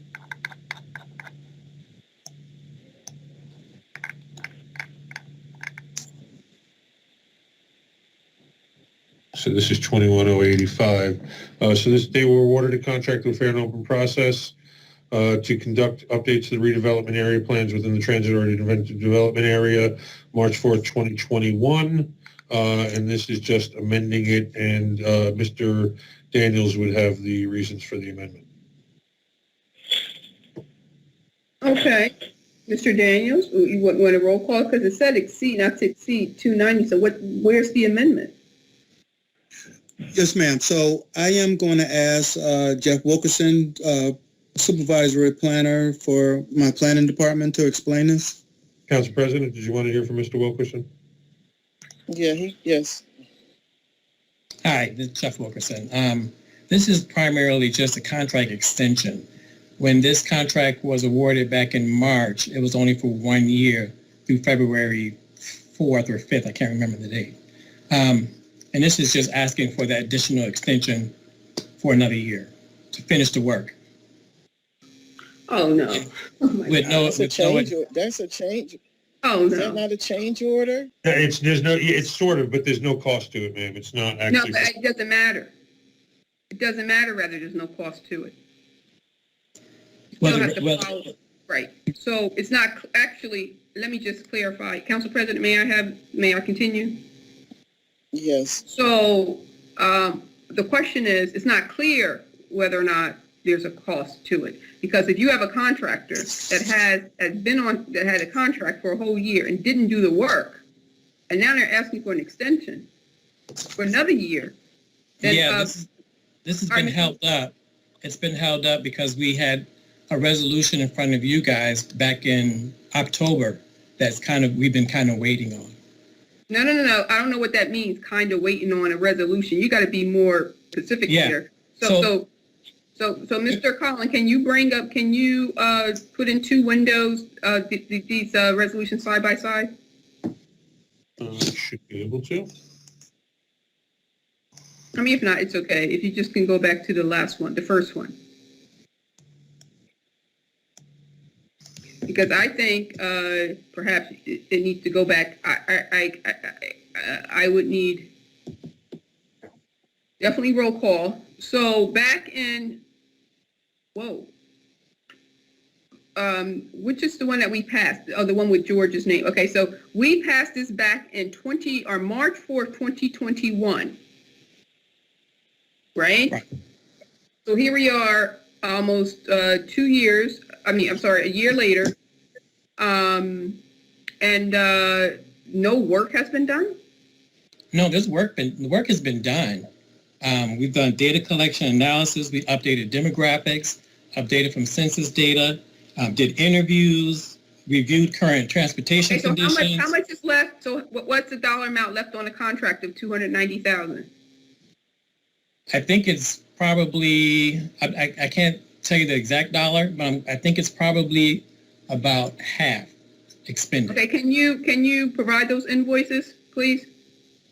What was submitted already, what was drawn down already for Thursday? And we can just roll call this? Because, yeah. Then I want to ask Mr. Cruz or Wes Bridges about the procurement law. Okay? So when a contract has expired and the work has not completed, what is the process to grant a full extension, or even, or do we have to go back out to bid? The contract's not expired. Well, what's the extension for then? I'm not understanding. Because it expires next month. Oh, okay, so all right. So, Councilwoman, he said to you that this resolution was based on some resolutions that were being held up by the council.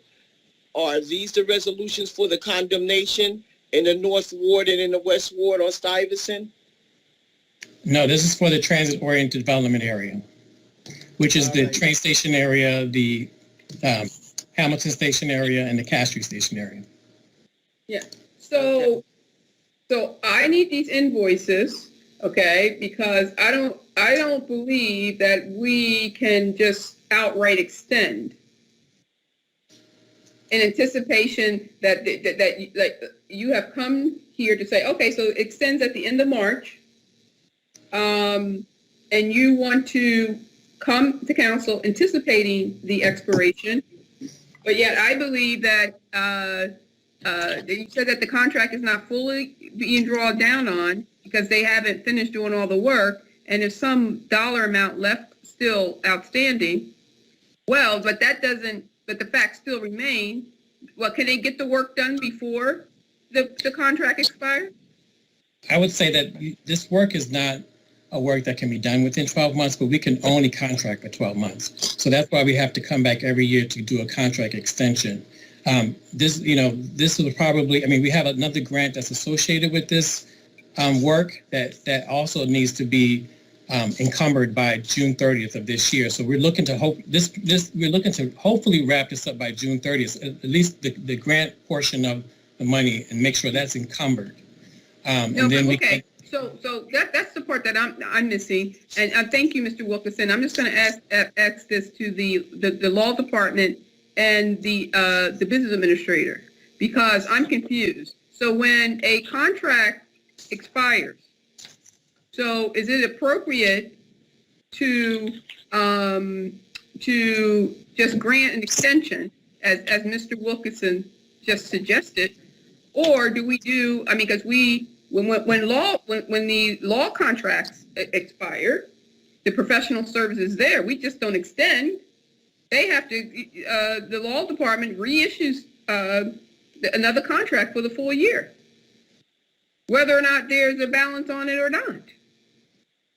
So I don't know where in procurement law or in the New Jersey contract. So Mr. Kaloji or Mr. and this could be for Thursday. Can you come back? I'm speaking directly to the lawyers. Mr. Kaloji or Mr. Kaloji, are you on the line? Mr. Kaloji. Yes, I'm here. Okay, and Mr. Bridges, are you there, Mr. Bridges?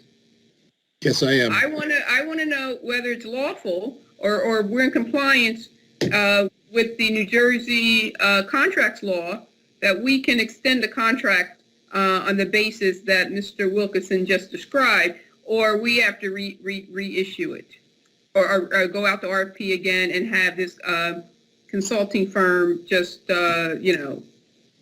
resubmit. This is like we do, like we follow the same application we follow with the other contracts. Like I'm just using the law, the legal reference as an example.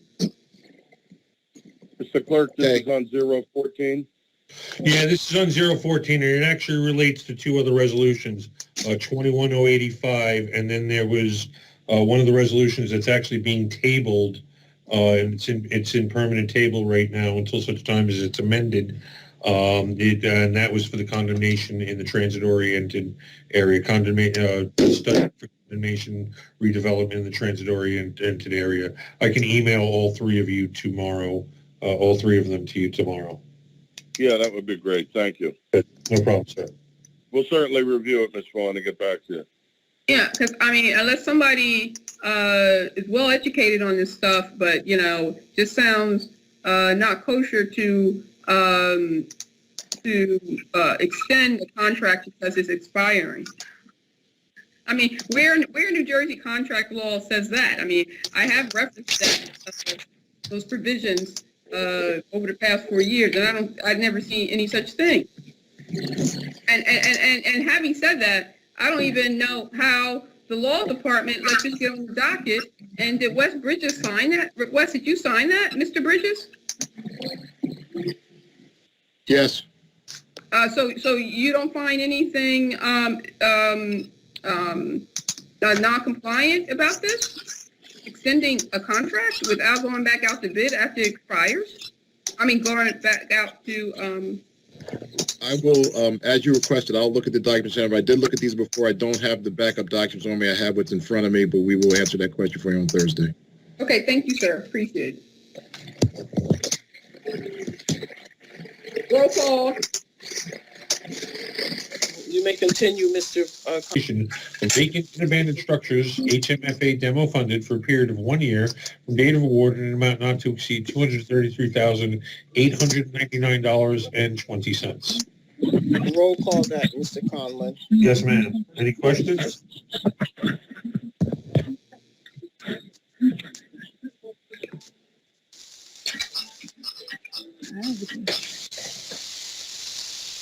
Ladies and gentlemen, if you could take the time to mute your microphones. We are getting an extraordinary amount of feedback. If you are not on council, please mute your microphone at this time.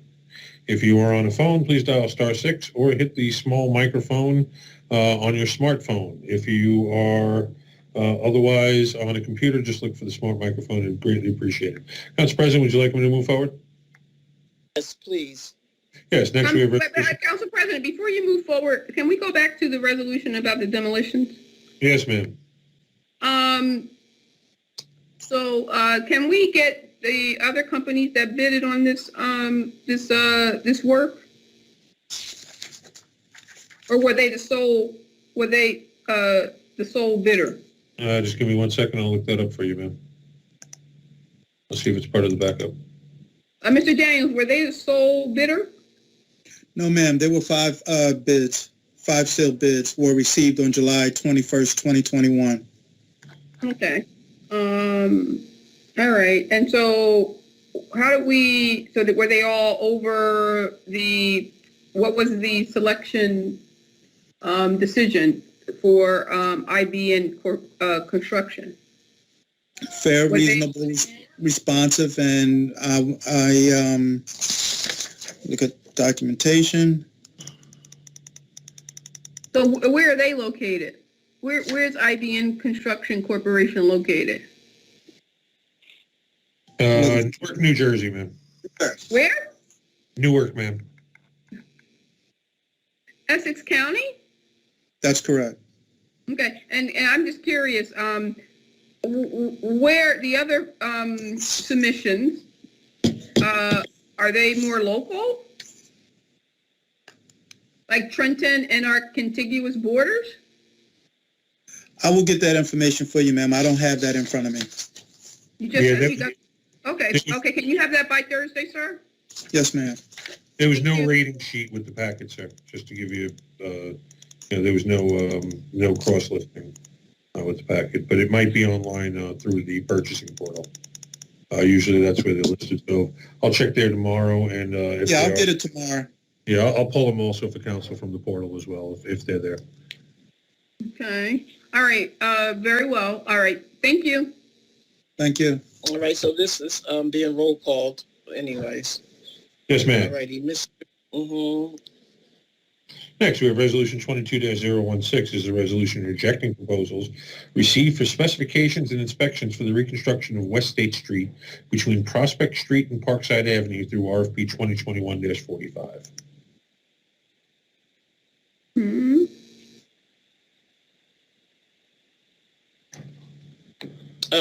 Yes, Ken. Sorry,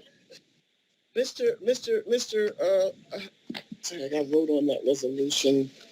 Gotta find it because this right here is a red flag.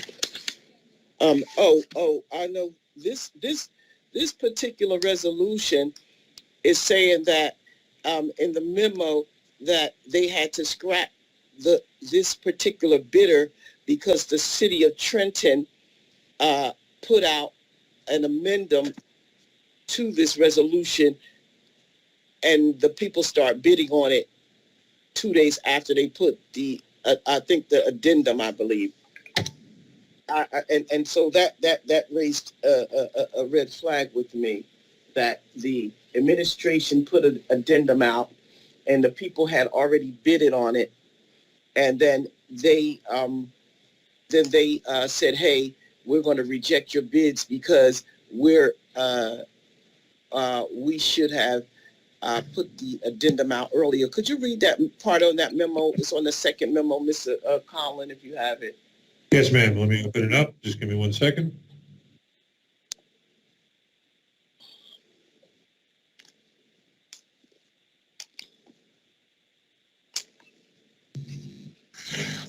This is the request for proposal was advertised on October 19, 2021 by the City of Trenton Division of Purchasing for engineering services in preparation of plan specifications and inspections for the reconstruction of West State Street between Prospect Street and Parkside Avenue for a period of 1 year. For the City of Trenton Department of Public Works Division of Engineering, respondents were advised to visit the city's website for any notices prior to submission of their proposals. Division of Purchasing issued addendum number 1, the addendum on October 27, 2021, which was posted on the city's purchasing website and provided automatically to subscribed respondents. Also, a legal advertisement was submitted to the newspaper on October 27, 2021, and the newspaper published it on November 1st, 2021. The due date to open the proposals was scheduled for November 4th, 2021 at 11 a.m., just 3 days after the addendum was published in the newspaper.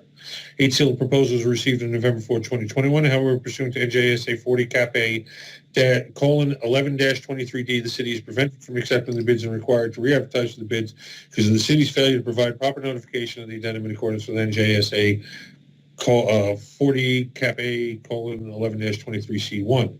The 8 proposals received. So that's what I wanted to read. So that's what raised a red flag with me, because if the bidders did everything that they should have done, and the city is failed to provide the notification in a timely manner, it has to be scrapped because the city made an error. Now all of the bids have been open, and they know who the lowest bidders are. I'm just asking the question because this just raises a red flag to me, Mr. Kaloji. If I may, Council President. I was asking Mr. Kaloji to give me some law background, some legal background. I'm sorry, Council President, what's the precise question? The question is that the bidders bidded on this job as they should have, and because the city has put out the notification, this addendum late, they're saying, hey, we have to scratch this. And my question is, now that the city has opened all of the bids and they know who the lowest bidders are, they're using this addendum to scratch these bids. Is that legal? Well, it's very difficult to answer a question this broad, just in a general sense. We're going to have to get the contract documents, the backup documents, and review it and make a determination from that. So I'll be happy to do that and get you an answer as soon as we get to my concern is that here you have the lowest bidder. They placed their bids in. Now all of the bids have been open. If they were going to scratch the bids, then none of those bids should have been open. We shouldn't have been able to get to point B, because if the notification went out late as the addendum, then none of the bids should have ever been open. That's where I'm coming from with this. I understand your concern. We'll look at it and I'll get back to you with a response. All right. Thank you. Thank you. So, Council President? Yes. So it says rejecting proposals received. So all those bids have been rejected. And has this resolution been reissued? I mean, have the RFP been reissued or re-advertised?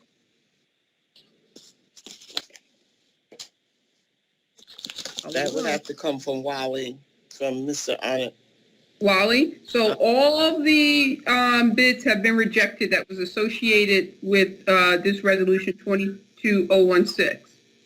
Yes, right? So they've been rejected. So did you reissue this resolution? No, this is the reject right here. I know. So are you planning on reissuing? Or have you went back? So you re-advertised it? Yes, we will. Yes, ma'am. Oh, you will, but you haven't already? No. No, okay. Thank you. Council President, this is Sally Samuel. Can I add something to the conversation? Because I actually reviewed the law and provided the legal advice to the procurement office and to Director Onatari's department regarding this matter. Okay. Thank you so much, Council President. I really appreciate it. So, Council President, pursuant to 48:11-23A, any addendums have to be posted or advertised in an official newspaper not less than 10 days prior to the date that bids are accepted. Unfortunately, I don't know why it was done, but it was done. That, the addendum was only published as the resolution indicates 3 days or so prior, or just, under the threshold number of days, which is 10 days. And as a result, the procurement office thought that the fact that they had placed it on the city's procurement website and that every responder received an email, they thought that that was sufficient. However, the statute is very clear that it has to be not less than 10 days prior to the acceptance of the bills. So it was my advice that they reject all bids. Another reason was that there was there actually was a contest to the bids by one of the bidders who did not receive notice of the addendum.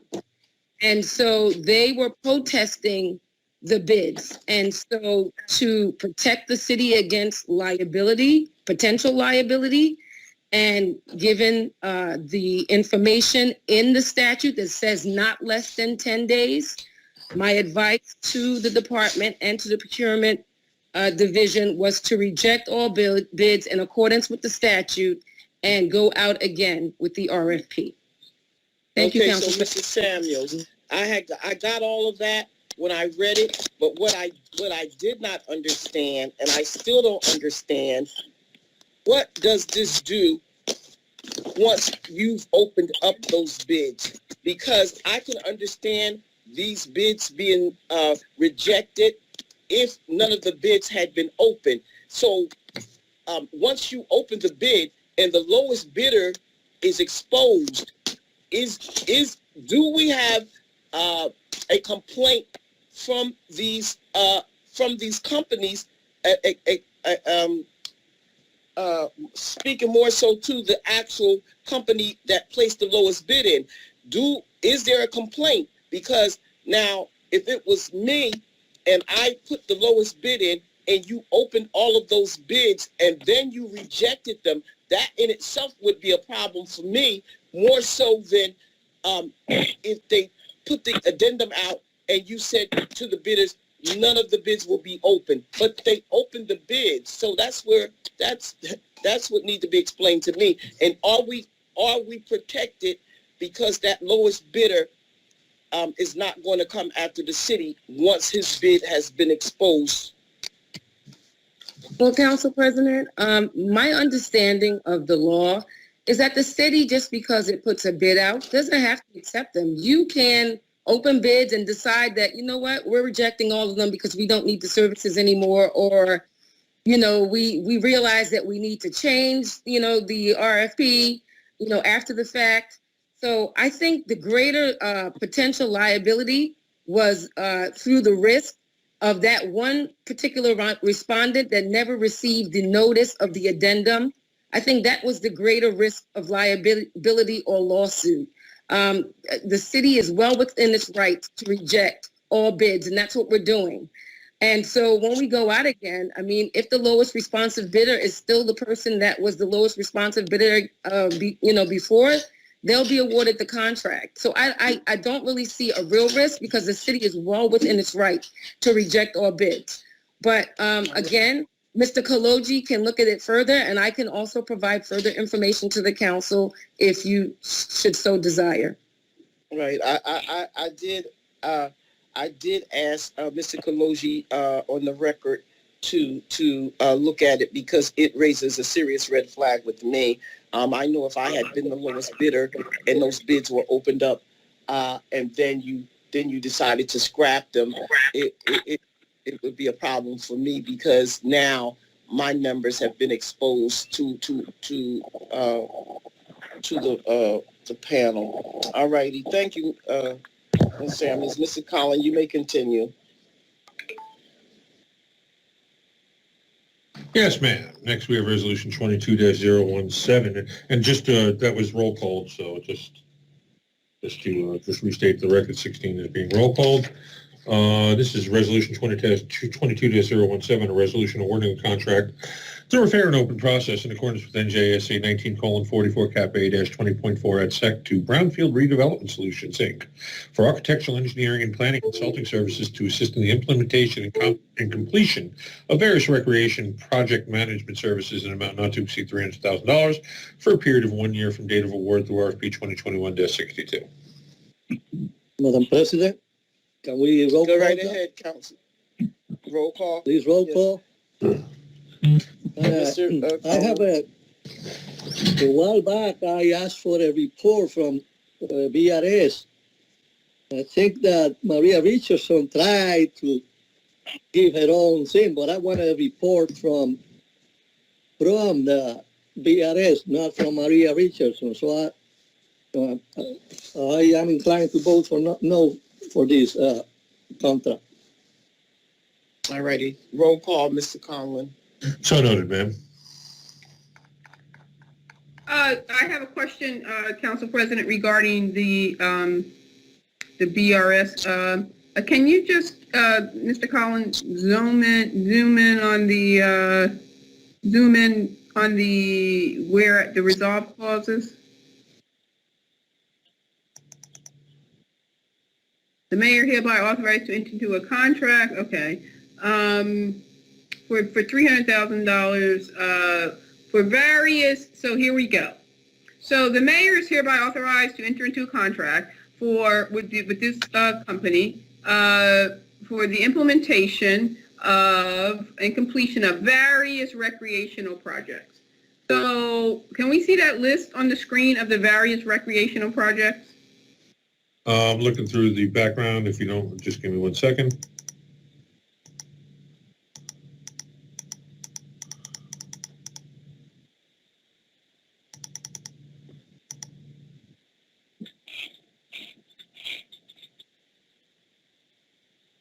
Okay, hold on 1 second. So this is a summary in the backup that begins on page 25. I believe this also was part of a presentation that was given several months ago.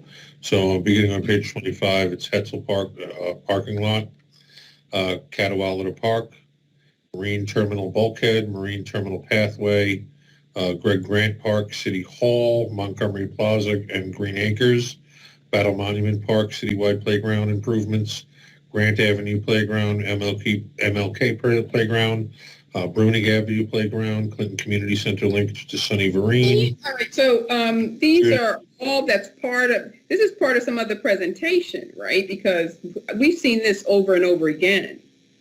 So Maria, is Director Richardson on the line?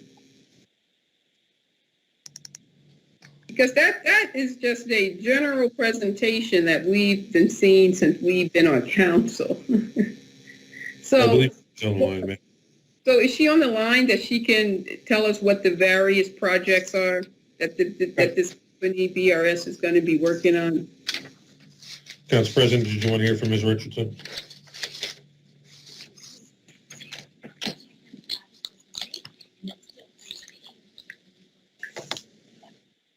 Council President? Hello? Yes. Okay, Ms. Richardson, are you still available, ma'am? Yes, I am. This is Maria Richardson. What is the question that the council would like me to address? So this is a contract with BRS to give them another 1-year contract. And I just want to know, I never approved anything for them because, of course, I've always had some reservation about their capability and what they delivered. And here I am. I'm validated for my votes because they haven't done anything in our parks. So now you're asking us to give them another $300,000 contract. So what is it that they're going to be doing during this period of through to next year? I am not sure what you want me to ask to respond to because you said that. Okay, down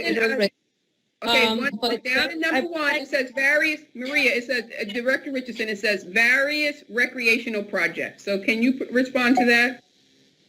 Absolutely. What are those various recreational projects? Yes, at the present time, we will be working this year on Amtico Square, Taylor Avenue facilities, completing other projects that we have ongoing as, for example, the courts that are not completed yet. Last year, we completed the renovation of playgrounds. We completed the renovations of some of the basketball courts, some of the courts. We completed the renovation of Jackson Street Bridge. And this company, just for the record, this company just wrote $3,700,000 in grants in 2000. But we're not talking about that now. I wanted to know the various so you answered my question. Thank you.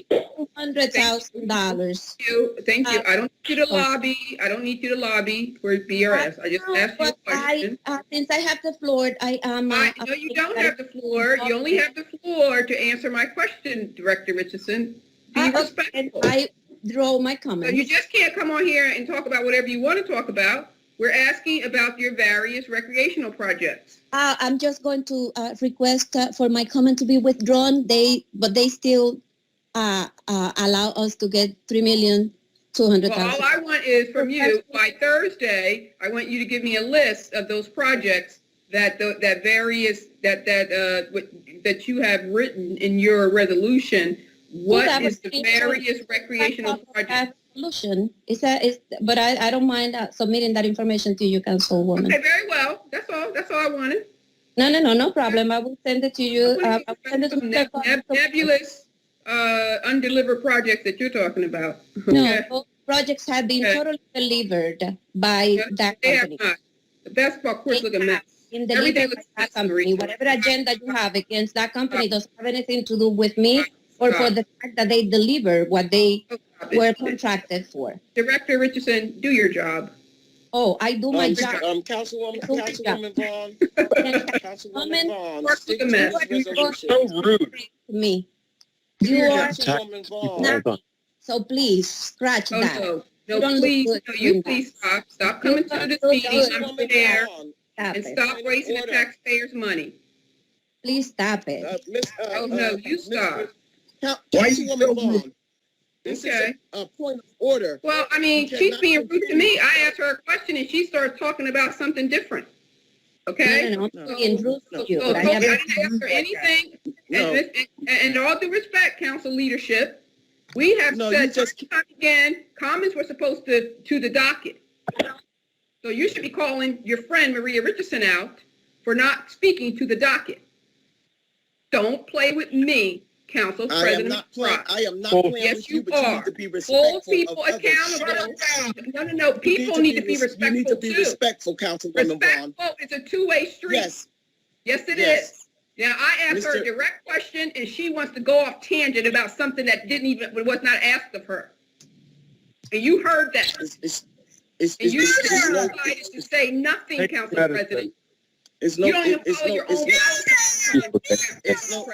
no reason for it. No. You follow your same policy and implement them consistently. Mr. Conlon, got no time. Please continue. Yes, ma'am. Next, we have Resolution 22-018, a resolution authorizing payment for an emergency contract with Municipal Maintenance Company, 1352 Taylor's Lane, Cinnaminson, New Jersey, 08077, which was awarded on an emergency basis for temporary bypass pump for Trenton Waterworks water filtration plant, mechanical dewatering facility in an amount not to exceed $25,150.45. Roll call, Mr. Conlon. Yes, ma'am. Keep it moving. Next, ma'am. Next, we have Resolution 22-019. This is a resolution accepting a bid and awarding a contract to Scott Testing, Inc. for inspection, testing, and preventative repair maintenance of primary and secondary electrical equipment for a period of 1 year from the time of award in an amount not to exceed $137,148 to bid 2021-076. Roll call. Yes, ma'am. Next, we have Resolution 22-020. This is a resolution accepting a bid and awarding a contract to Municipal Maintenance Company for sludge removal for a period of 1 year from time of award not to exceed $350,000 through bid 2021-77.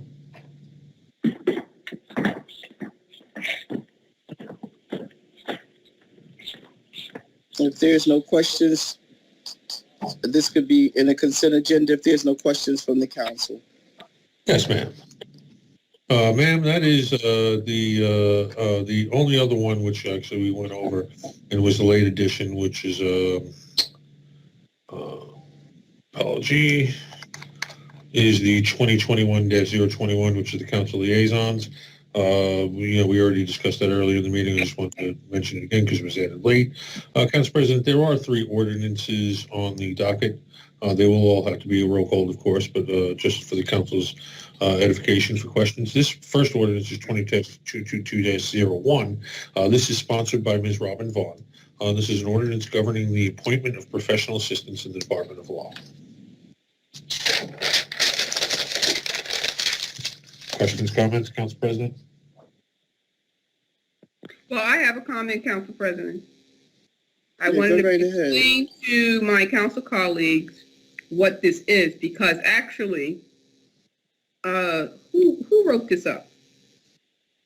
I drafted a couple going back in August. Mr. Pelosi, I gotta tell you, the title is not clear as to what the ordinance is doing. It does not say amending the section.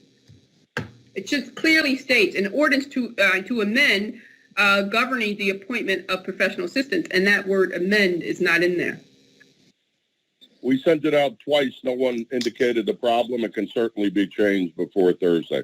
Yes, ma'am, it can.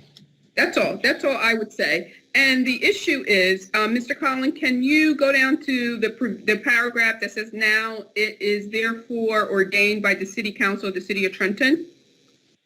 What has happened, and reviewing some of the city code, I noticed that when we raised the ordinance about 2 years ago, the City Council, to hire certain resources in the Department of Law under our former law director, Mr. John Morelli, we wanted some additional attorneys to be hired in the position of assistant attorney. So, of course, Mr. Morelli took it upon himself to put in there a clause that you can see will put the City of Trenton at risk for a lawsuit. Because the City of Trenton, as I stated then on the record, when we were reviewing and passing that resolution to hire more staff in the legal department, that they would be they had to adhere to the residency requirement of the City of Trenton. And Mr. Morelli went in and put in this very discriminatory paragraph and used the word preferential treatment. The word preferential is a term that infers that there's some level of discrimination. In our residency law does not apply preferential treatment. The City of Trenton does not do that. And our own law director intentionally put that word in there when we explicitly told him to take it out. So the word that should be there, as one of our former city attorneys noted, the word that belongs there is not preferential treatment, it's priority. In our residency law prioritized Trentonians, and then we have a hierarchy that goes out to our contiguous borders and then beyond in that order. So nowhere in the City of Trenton, in any of our codes and policies and operating procedures do we apply preferential treatment. And therefore, I'm asking this code to be amended to have that sentence or that paragraph deleted. that the attorneys hired for the position of assistant attorney need not comply with section 2-95, which is the residency law of the city code regarding residency. Although residents of the city of Trenton shall receive preferential treatment in the hiring process. No, the residents in our residency law does not call for preferential treatment. And that is something that was egregious and should have never happened. So that language should just be removed. And that's all the ordinance is doing, just amending to remove that. Anybody who gets hired in the law department or anybody who sees that can actually sue the city of Trenton, because we have in our law, in our ordinances, proclaiming or professing that we apply preferential treatment when we recruit people in the law department. Okay? So thank you. That's all I wanted to say, and we can roll call that if you want to, or I guess it goes to first reading, correct, Council President? Yes. Council President? Yes, go right ahead, Councilman Harrison. Does this apply to Mr. Kaloji and his residency? Because he's the attorney for city council and he doesn't reside in the city of Trenton, correct? He's not an assistant city attorney, though. So the rules only apply when we want the rules to apply. I got you. I understand.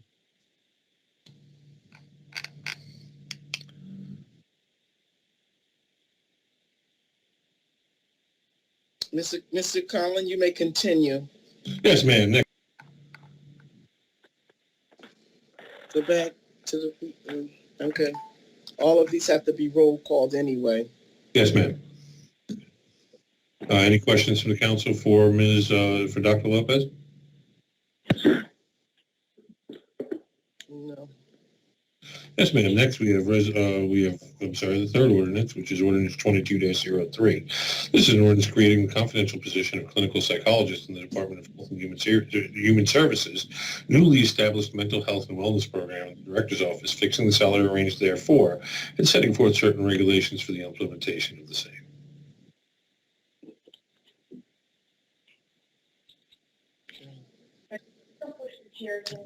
Any questions? Heard you. No, you may continue. Yes, ma'am. Actually, that does it for the docket items, Council President. The next on the agenda would be public comments on the docket items only. All righty. You may begin to open up for public comment Yes, pertaining to docket items only. Ms. Emily, do you have your hand up for public comment? I'm so sorry. I meant to put that down. No problem. Just making sure. Just checking. Ladies and gentlemen, this is the public comment portion for docket items only for the conference session of January 18, 2022.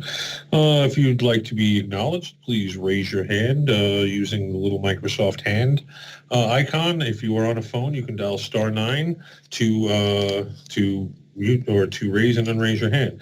Council President, we have Ms. Sherry Garrett. Go right ahead, Ms. Garrett. Thank you, Council President and the council body. I just have a couple of concerns. One, which is 2216. For a while, it come back, maybe it has had a chance to reboot. And now you can go on and go. Ms. Gori, so that's what I was dealing with, trying to pull up. Yeah, I'm sorry. Ma'am, you're okay, hold on one second. And, can we find and mute her? and trying to fill out the form that didn't Evangeline Igori. I got her. I'm sorry, Ms. Garrett. Please start over. My apologies. Okay, 22016. The attorney for the law department of the city said that that they can reject this the proposals if there is a change in the RFP or if the project is being discontinued, but she didn't say what reasons they were going to use in rejecting these proposals. That wasn't clear. She just told us what we were within the law, but she didn't give us what they were going to use to make sure we're not liable if we reject these proposals. Resolution 2217, I noticed that it had the Mercer Cemetery, which is by the Trenton Transit train station, and I thought that belonged to Mercer County, and Mercer County does the upkeep and maintenance of that. So I'm not really sure why that was on her list that for consulting. I'm not really sure why. 2219 and 2220. I'm not really sure why we don't have the staff that can perform these responsibilities, respond to these responsibilities with Trenton Waterworks. You know, we don't have electrician on staff that can handle inspections, testing, and preventive repair maintenance for electrical equipment. I'm not really sure why we don't have that.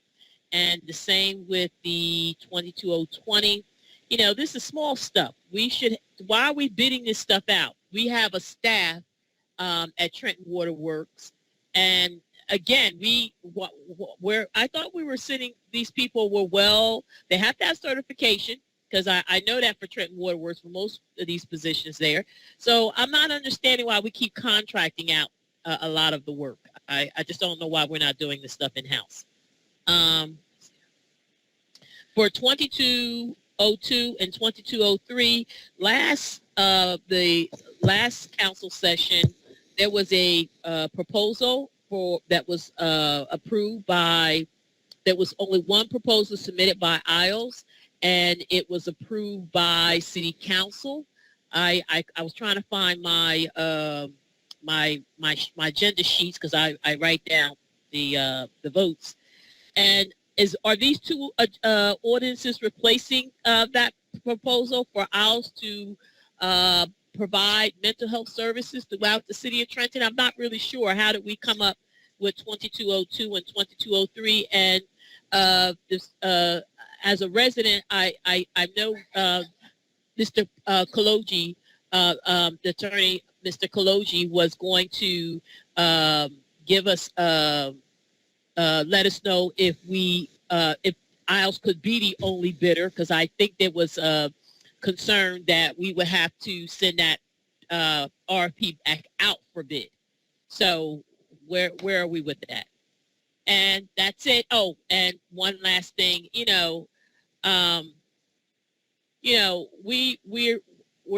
we're all here as taxpayers, and I think the behavior that is being displayed by a couple of the city councils when we were addressing the presentation and dealing with the radio room, the state of art radio room, was uncalled for.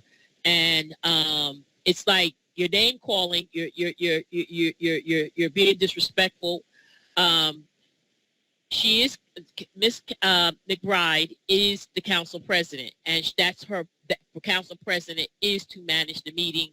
I don't understand why that Mr. Harrison, especially Mr. Harrison and Mr. Michelle, and he was council president for his second term, and he doesn't understand the rules. Like, I don't understand why you all don't know the rules. And it seems like you only complain when you support stuff that don't benefit the city, and then you complain about issues. You complain about ordinances and resolutions and you blame the council president. Enough of that. That's not how you handle yourself. And I just don't. I think we need to put an ordinance out about, before these next if the present city council persons are not running again, or if you are running again, I hope you are.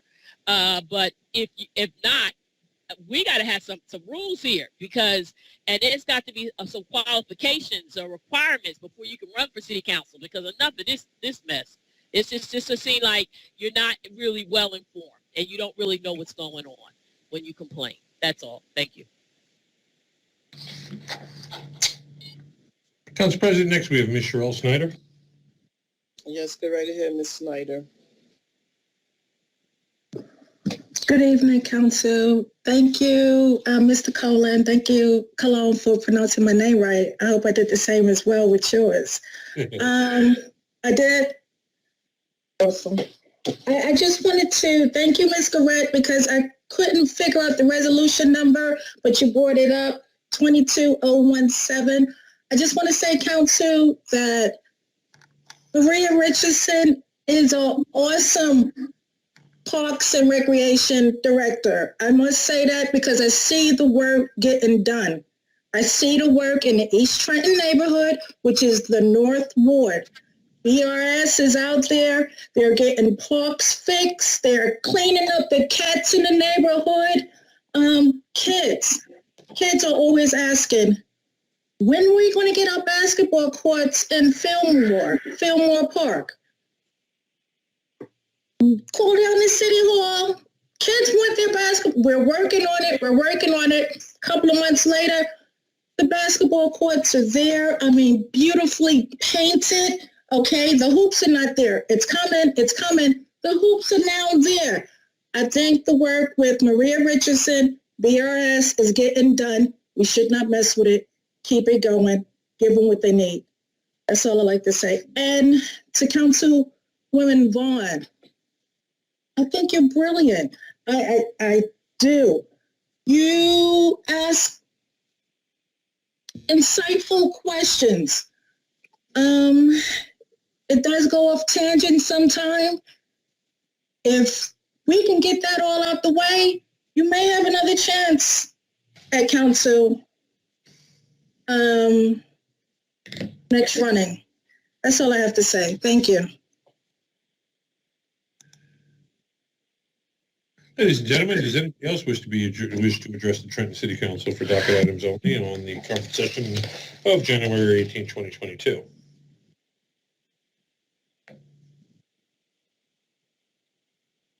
Council President, Mr. Dan Fatton.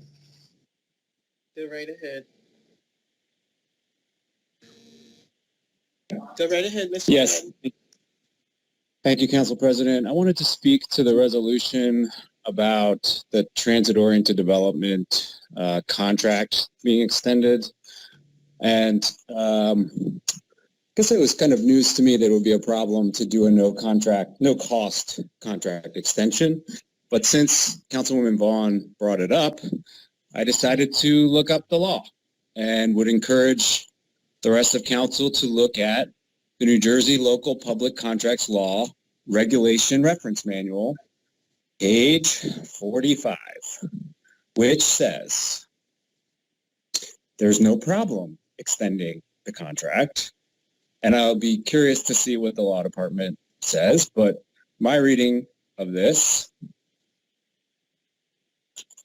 is that it's well within the law under the section that's about extensions of contracts. Sorry for the delay. I'm actually trying to get to page 45. So in terms of the language, I lost it.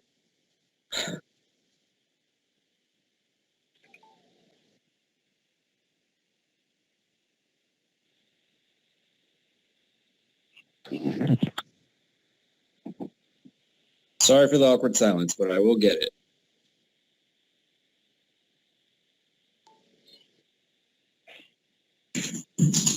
Well, I lost it, but there is, the point is that the New Jersey government has a regulations manual which clearly says that contracts can be extended, particularly if there's no cost, no more than two times in one-year terms. And so this extension, which is no cost, will allow the contractor to finish the work that is started but not completed.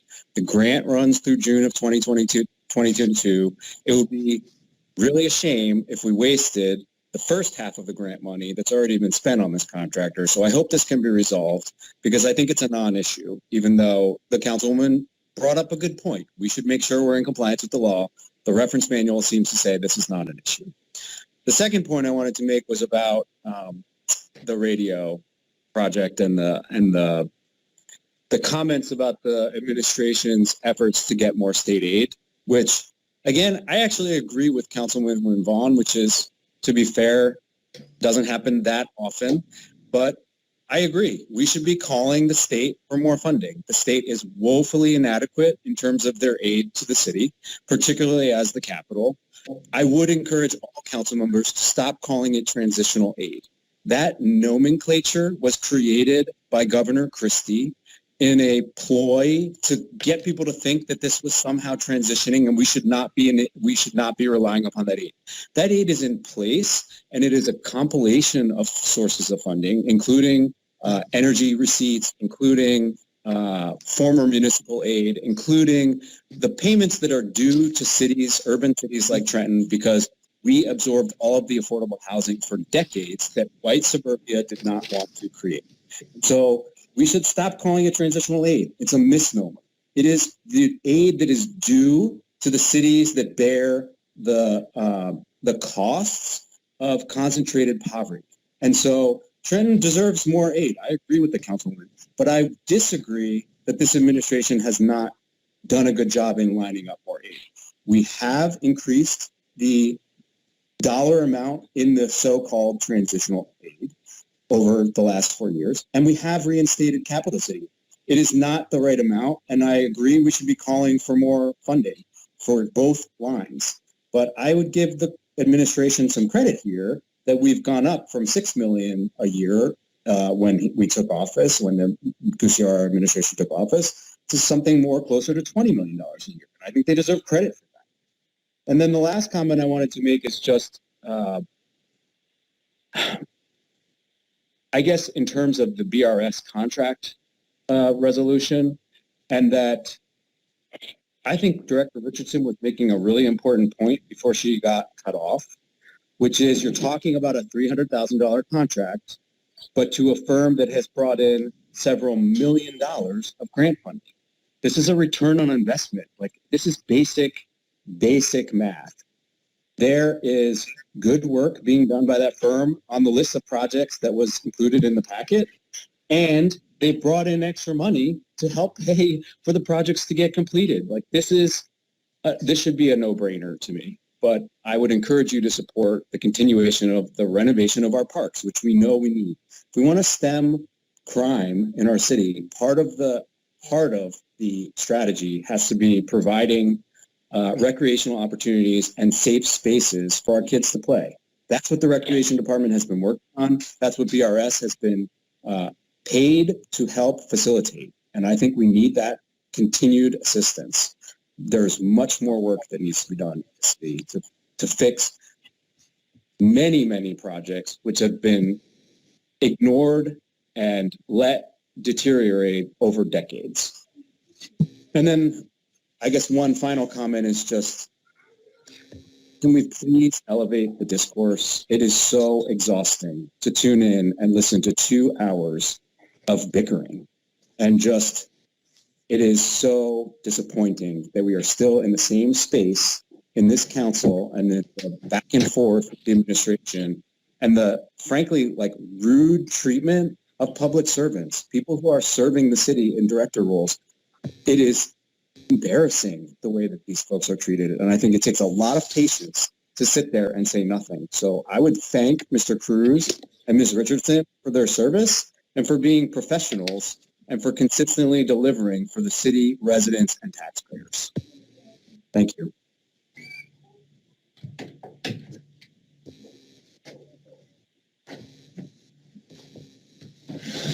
Council President, ladies and gentlemen, is there anyone else that wishes to be heard for public portion? Council President, Mr. Paul Harris. Yes, go right ahead. Yeah, good evening. I just had a quick question about your second reading ordinances, public hearing. It says hearings to be adjourned to February 3rd. A technical question. Is there any possibility that because I don't understand how we got to that point, because at the last meeting, Council President and Clerk, it was mentioned that the hearing would be on Thursday. And if it's 10 business days from January 6th, we've had plenty of time. This is a critical ordinance that needs to be heard and approved. And if you know, it's a nail biter. So if you hear this on the 3rd, we're going to have problems. of everything on the docket, that you discussed, this is the most important thing that's missing, that needs to be heard on Thursday. So I'm wondering if we can have them, even if a special meeting. If the cap bank's not improved, we're in trouble. I just want to put that out there. So I'm interested in finding out exactly how we got to this point where from January 6th, this could not be properly advertised for 10 days where we could do this. And if we're willing to have a special meeting to get this approved. If we don't approve the cap bank, ladies and gentlemen, we're in trouble. And I know we always sound on the alarm about different things, but you've approved a lot of expenses in the last year, including contracts that are costing money. We need to be able to pay for those now. The cap bank does that. The fact that it's not on the docket for Thursday, the fact that it was a tight vote, the fact that we're losing one of those votes, the fact that we're going to be here in February without that vote and this will fail, the result will be catastrophic for the city of Trenton. So I'm sounding the alarm now. And, call me what you want, say what you want, but this needs to be heard before the end of the month by any means necessary. Any means necessary. Bring the experts in, ask what this is about and what this really means for the city of Trenton. You approved these expenditures last year. You asked for a robust contract. It could be better, but you did. It's going to cost millions of dollars to support that. The cap bank does that. This needs to be approved. I just need to have some better clarification as to how we got to this point and how we can fix this. How you voted, your business, but we have the votes now. We won't have them in February. Thank you. Council President, Miss Mary Horn. Go right ahead, Ms. Horn. Yes, thank you. Thank you, Council, and thank you for letting me speak. I would just like to address 2217. And as basically a lifetime coach there in the West Ward and West Ward liaison for recreation, I would just like to say, with all due respect, Director Richardson, that we would certainly like to see the work go forth here in our baseball field, basketball field, football. We have all three that's coordinated in the same area. And we talk about it, and we have an initiation to engage in conversation to see how we can improve and go forth. Just to say, and to that end, we would like to see the work done and go forth, because we were held up last year due to COVID. So we had no recreation for our children last year. So this year, we would certainly like to have the work go forward so we can have some recreation. And as they say, we want to deter crime. That will certainly do it. But we need to go forth with improvement and getting the work done, because we are moving at a slower pace than we should be. And I would just like to see some more work done there in the West Ward, as being a West Wardian and in the recreation field. So thank you for listening, and hopefully we can get the work done at a rate that's going to accommodate our children here in the West Ward. Thank you. Mr. Conlon. You may continue. Yes, ma'am. If the person at 9803 can identify themselves, 672-9803.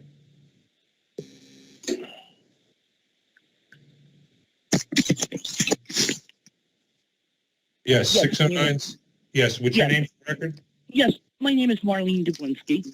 I have to say this. I'm sorry. I can't go to bed without saying this.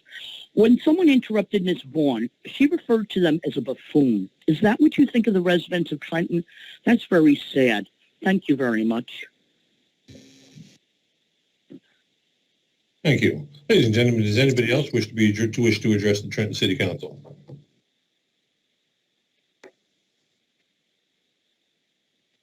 Council President, we have Shahid Morris. Go right ahead. Good evening, Council. I just want to say that I'm glad that we're at the end of the MPS. We continue to pour money into this situation. I was disappointed in the blatant disrespect by the mayor to the council earlier. He constantly tried to talk over council members and make snide remarks in his presentation. I mean, the mayor is a guest at a council meeting. The mayor was extremely arrogant tonight. Thank you, Council President, for regaining control of the meeting. I urge this council to press this administration on the launch of the new radio system. Perhaps we should consider paying an outside consultant to implement the new radio system to ensure that the vital service is properly installed. And on the other note, I would like to thank Councilwoman Vaughn for advocating for local vendors for the contracts. I agree we shouldn't be going to Newark or Essex County for business. We have contractors right here in Trenton and Mercer County who can do that type of work. Thank you. That's all I wanted to say tonight. Thank you. Mr. Conlon? Yes, ma'am. Ladies and gentlemen, does anybody else wish to be heard for the public portion for tonight's conference session? I move to close public session. Council President, we have a motion to close public session. Do I have a second? Second. I have a motion by Mr. Blakely, a second by Ms. Vaughn. All in favor of closing public portion? I just hope everyone stays the course. We are in our fourth year, tenure on this council, and we have accomplished a lot. We are in a mayor-council form of government, and both entities, the legislative branch being the council and the mayor being executive, we both should be held accountable for our performance. And I just hope that the residents continue to hold us accountable for the work that we are obligated, our fiduciary responsibilities to deliver to the residents of the city. And we may have our personal agendas and ideologies and different styles, but at the end of the day, we are here, we're the elected officials. The electorate has entrusted us to do a job over the past 4 years. So, and I will continue to do my job, and I believe all my council members have put their best efforts forward, and the mayor as well, to a certain extent. But there has been a lot of conflict that precluded, that hindered a lot of good initiatives on the council side as well as the administration side. When you have an executive, a mayor, who has we have so many lawsuits that he has filed against me personally, the council president personally, the council, overall the full governing body, and and spent a lot of money doing so. When an executive, the mayor, rather be the mayor, the county executive, the governor, the president, those entities are challenged when they're elected to ensure that they have a relationship with their legislative body. Without the legislative body, the executive cannot achieve anything. So, and certainly when you take your legislative body, the very council that's supposed to, the very entity that's supposed to support your initiatives, and all you have is just venom and lawsuits after lawsuits after lawsuit, instead of coming to the table with them to try to work it out. It's just unconscionable. And it has wasted, I believe, his time here. Why come to be the mayor if that's what you were planning on doing? To use the courts as a weapon against your council that's here to support you. Couldn't deliver anything, not a plan, nothing. And I believe what you exhibit here this evening is what you have delivered to the city. And I don't expect anything substantial over the next 9 months. So I would just say, folks, we should pay attention in light of the past weekend, the celebration of Martin Luther King Jr.'s birthday. We should continue to keep our eye on some critical legislation and policies that are brewing across our country, in our state, and locally. We still need to address police department reform and criminal justice reform. And going through the state legislature docket, I guess, there was a bill that was introduced around the bill is Senate S3939. It allows law enforcement officers to review body-worn cameras recordings prior to creating their initial report. So they'll have access to the film, the footage of their misconduct before they actually write up the report. And this is on the bill of the state legislature. So we should pay attention to things like that and push back on our state legislature when they're putting or try to push bills like that against the localities. Another bill that was presented on the state legislature is around in the education sector, whereby the state legislature is looking to overturn the state residency law for teachers, meaning that teachers can now be hired outside of the state to work in the city, in the state of New Jersey. So those are major concerns for our educational system. So we have a difficult time with teachers living locally in our municipality, let alone now our teachers have to compete with other colleagues in other states, Pennsylvania, New York, etc., coming in, taking their jobs. And taking that tax money out of the out of the state as well. So we really have to pay attention to these type of policies. They're stifling and they can have a serious impact on our local municipality. So politics are local. So let's not always put our efforts and show up for the president, the presidency, the elections or the gubernatorial elections. Put some time and effort to really vetting your local candidates and understand the local policies and laws that are being, ordinances that are being put forward in your community. The last thing that I want to just call folks' attention to, the redistricting effort. So we really get some clarity from our county representatives, our legal team, Paul Adesio at the county, Ed Kaloji here in the city for the council in West Bridges, on how the ward commission is established. I want to know the statute and the laws that govern how the ward commission is formed and how those individuals were selected, because Trenton, we're very concerned that people who don't live here, and there was no representation on that commission from the city of Trenton, and there was no representation that was diverse. There was not a Latino or African American on that board commission when the city of Trenton makes up 85%, maybe 90% now of people who are black and brown. And that's the demographic. Those are facts. People may not like the sound of that, but those are the facts, okay? Jack, those are the facts, Jack. So we are holding the Mercer County accountable as to how they excluded the very city that was impacted by their efforts to redraw those lines, and not included in that at the table. So that's all I have to say, Council President. Thank you very much, and thank you all for joining here tonight. Have a nice evening.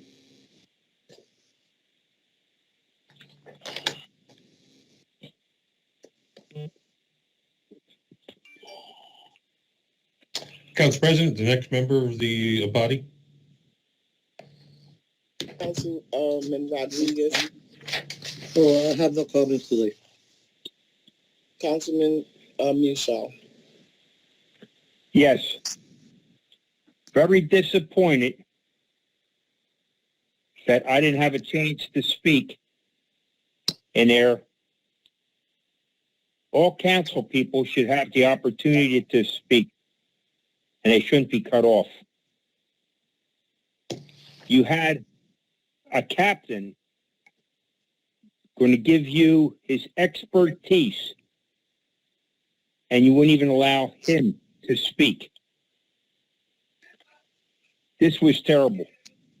All right. Now, for everyone listening out there,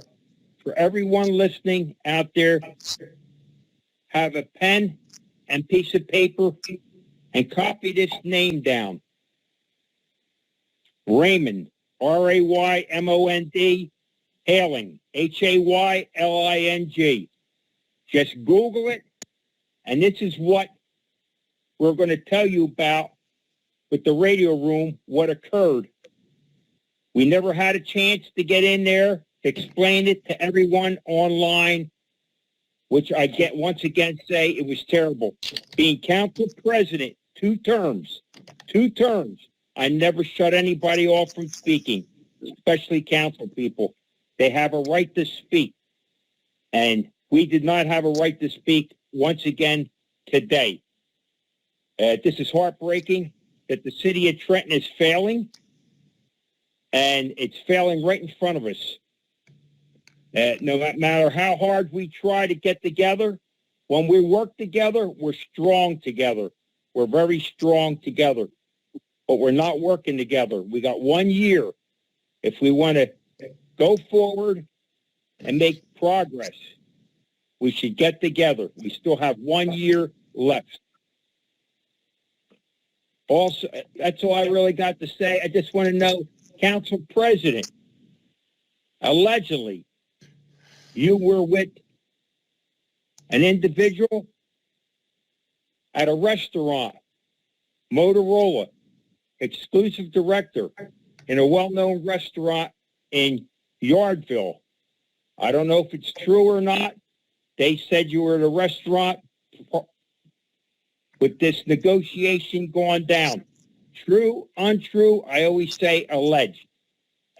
But I had numerous calls come into my office saying you were at Diamond's Cafe with a Motorola exclusive executive. And things like this is okay. But again, we're a body of 7. And you're not treating us as a body of 7.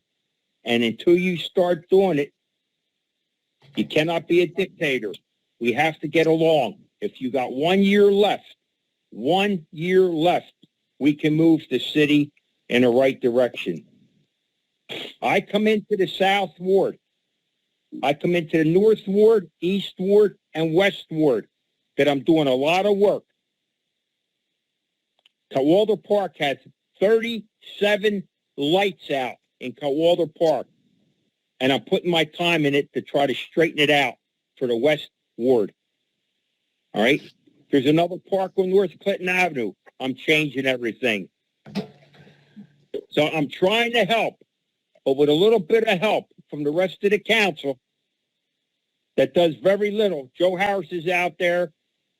But for the rest, please give us a hand. We got a year left. And I appreciate the council president letting us speak when our time's up to speak. Thank you very much. Good night, and thank everybody for being on. Thank you. Good night. Oh, Councilman Harrison. You done? Well, Okay. hello? Yes, Councilman Harrison. No, I hear somebody in the background. No, I don't. Is there somebody in the background? Yeah, I mean, I heard voices in the background. Sorry. It's been muted, No. sir. Okay. What I was going to say is, I think tonight again it shows that Mr. Cruz, Maria Richardson, we get attacked. The council members attack the administration, which I think is wrong. But unbelievably wrong is when we talk about a meeting that we couldn't even make to. The 4 of us showed up. 3 council members didn't show up.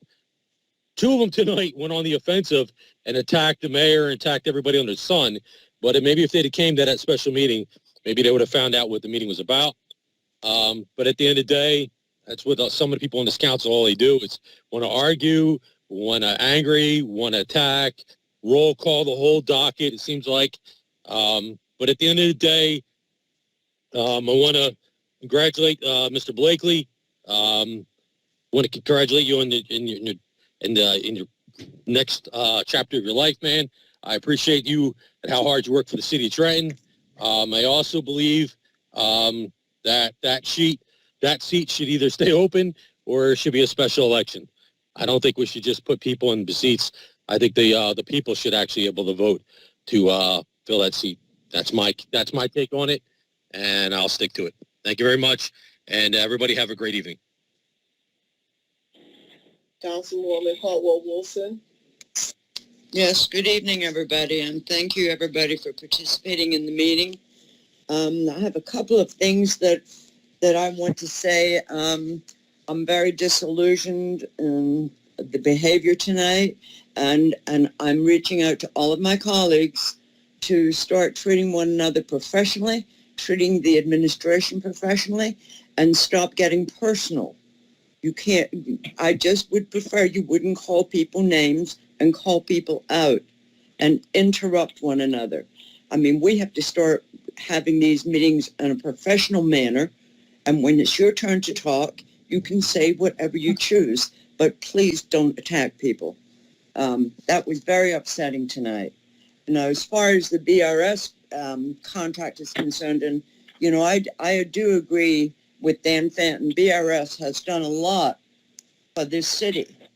And since members of this council feel that the public should know everything, I don't understand why the councilwoman didn't allow Maria to explain to the public the money that they bring in grants to help this city and further the beautification of this city. I will be supporting this, and I wish my colleagues would take a long look at it, and let's move forward in getting these parks where they should.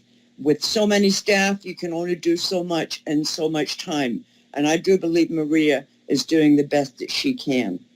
But other than that, thank you again for everybody coming. Thank you, the administration. Thank you, Mayor, for making a presentation tonight. I didn't appreciate you attacking me and accusing me of not caring about city employees. That is totally wrong. But that's beside the point. I wasn't going to get into that with you. So everybody have a good evening. Stay warm.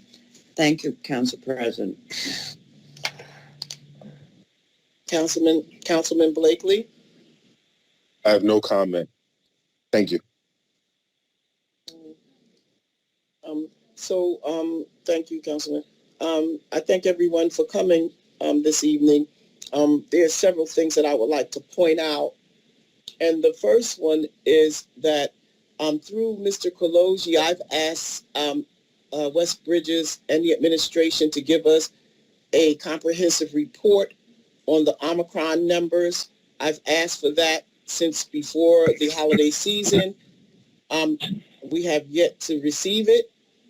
The second thing, I noticed that Councilman Michelle threw something out about some diamond, this and that or whatever.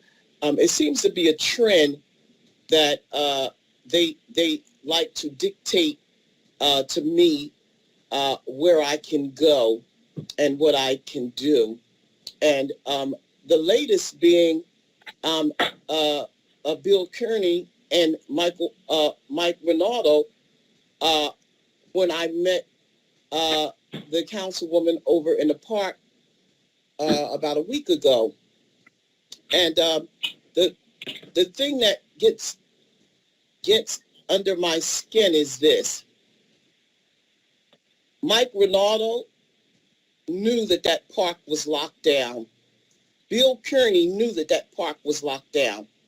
But they never, ever mentioned it, not one time, on this. If I'm not permitted to reply, please keep my name out of your mouth, Council President. I am speaking, and you will not interrupt me, Mr. Rinaldo. You had your say on your Trenton orbit. And so here it is that they all knew that the park was locked down. And when I got a call that the park was locked down. I had gotten it from several people. It was just that particular Sunday, I wanted to go out and look at the park to actually see what was going on. I get out to the park and I can't get in. So I'm driving. I went down the first entrance. It was a black fence up. So I go up the hill and there's another black fence up. So I try to ride around the fence to see just what was going on and why was the park locked down. And so a park ranger stopped me and said, you're not allowed to come in this park. And I'm like, why? Why is the park locked down? He said, well, the park is locked down under the executive order of a pandemic. And I'm like, it's no such thing. The governor's executive order was lifted almost a year ago. So I get on the phone and I call Councilwoman Vaughn because the only way that you can get out is on the Maple Avenue side. So I called Councilwoman Vaughn and I said, what are you doing? And she says, she was meeting with the councilman. I said, well, you need to get over here. I said, because you cannot get into this park. They have the park locked down. When did they lock this park down? That belongs to the residents in the city of Trenton. And Councilwoman Vaughn spewed me down. Oh, Councilwoman, that park is not locked down. You need to, I said, okay. So she comes over, she's with the councilman, and they come over, they meet me in the park. The park is locked completely down. The park ranger wanted to escort me out of the park. Then we look over and Mike Ronaldo is walking with a female and a dog, but no one ever went to him and said he could not come into the park. Now, I have a problem with a park in the city of Trenton being locked down. First of all, I want to say to the administration, and I want to say to the mayor personally, get out there to Catwaters Park and take those fences down. That park is for the community. You do not have the right to keep the people of the city of Trenton out of a public park. I hear all night tonight about, oh, we're doing great things over all of the parks in Trenton. Well, if you're locking out the residents, then who's benefiting? Who's benefiting? Get that fence down, Mayor Gussiora. You have 4 fences up to every gateway into that park. Get them down. The community has a right to visit that park. It is not for one family to walk their dog. It is for the entire 84,000 people in the city of Trenton. Take those fences down from that park. Right now, tomorrow, I want to see those fences coming down from that park. It makes no sense at all. Then third, you talk about the radio room. We had to fight you tooth and nail to force you to move forward with the radio room being upgraded. I don't want to call out no names, but your captain sat over there for years under MPS and never said a word. Never said a word about MPS and the infractions. And then we get a report because Coley ordered the report. The mayor agreed with her. She was his director. They brought it to the council. The council voted. Now, HHW has not been paid to date. But yet and still, they want to siphon money out of the city for MPS. And don't tell me about the captain. He sat idly by, and in that report, it says that MPS had hundreds of infractions, and no one is talking about that. So before you start talking about a meeting that we didn't go to, but the meeting could not have occurred unless I had agreed. So stop it with your nonsense and tell us when their last day is over there in that radio room. And talking about Kathy McBride met at Diamond. First of all, I don't even know where Diamond is, but that's just indicative of all of you to think that you could tell me where I can go and then trump up things that I've never heard of before a day of my life. But that's what you've been doing all of your careers. But the buck stops here with me. You won't tell me where to go, and you will not tell me that I can't meet my colleagues in the park to talk about the closure and the lockdown of a city park. And as far as moving this city forward, how can we move the city forward when we have the mayor picking off the council and the council voting like the mayor wants them to vote instead of being the checks and balances? Checks and balances. He has drug us into court millions of dollars, but I never hear none of you coming here complaining about the millions of dollars that he's spending out of the taxpayers. And then they had a nerve to say tonight, oh, we can't help it that we got to do an accelerated tax sale because people won't pay their taxes. Well, when people pay their taxes and you have the mayor dragging the council into court, spending millions of dollars, that money could have went to aid the city. You wouldn't have to get a cap raise.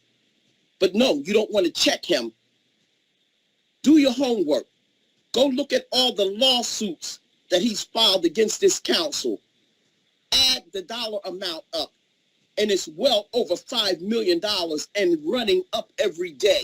So before you come to me and say, hey, the city can't move forward, no, it won't move forward as long as you keep co-signing the mayor and those lawsuits that he has lost every time he's drug us into court. We were even in court today, and they wanted to get more money out of the city for the radio room on top of the $10 million that we've already allocated.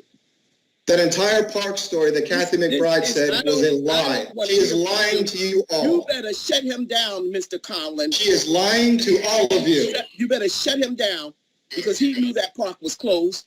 That's that Mike Renardo. He knew the park was closed. And Mr. Rivera enabled his microphone again. Mr. Rivera, do not enable his microphone again, sir. Mr. Rivera, you'll be dealt with too.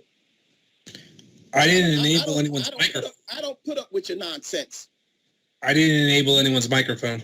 Okay, I disabled it, so somebody had to. So I am saying this once again. Get out to Catwaters Park and take those barriers down. Take those fences down. That's a public park. It is for the residents in the city of Trenton. It is not for one man, his family, and their pet. We have 84,000 residents that would like to visit that park. We put a brand new pavilion up, and the people can't even enjoy it. You've locked them out of the park. Shame on you, Rita Ciora. Shame on you. And as far as that radio room is concerned, get Motorola in here and give a report. Not no captain that sat there and allowed the radio room to go unchecked for the last 10 years.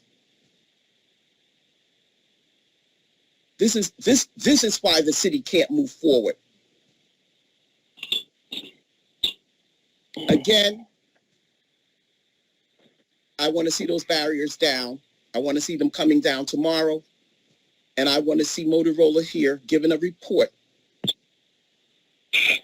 on when all of those radios will be in place over there in that radio room, when the monitors will be up, when the 911 system will be implemented. We need to know these things. And if it wasn't for this council holding his feet to the fire, MPS will still be in there causing serious damage to our community that no one spoke up about. Mr. Conlon, I've had my say this evening.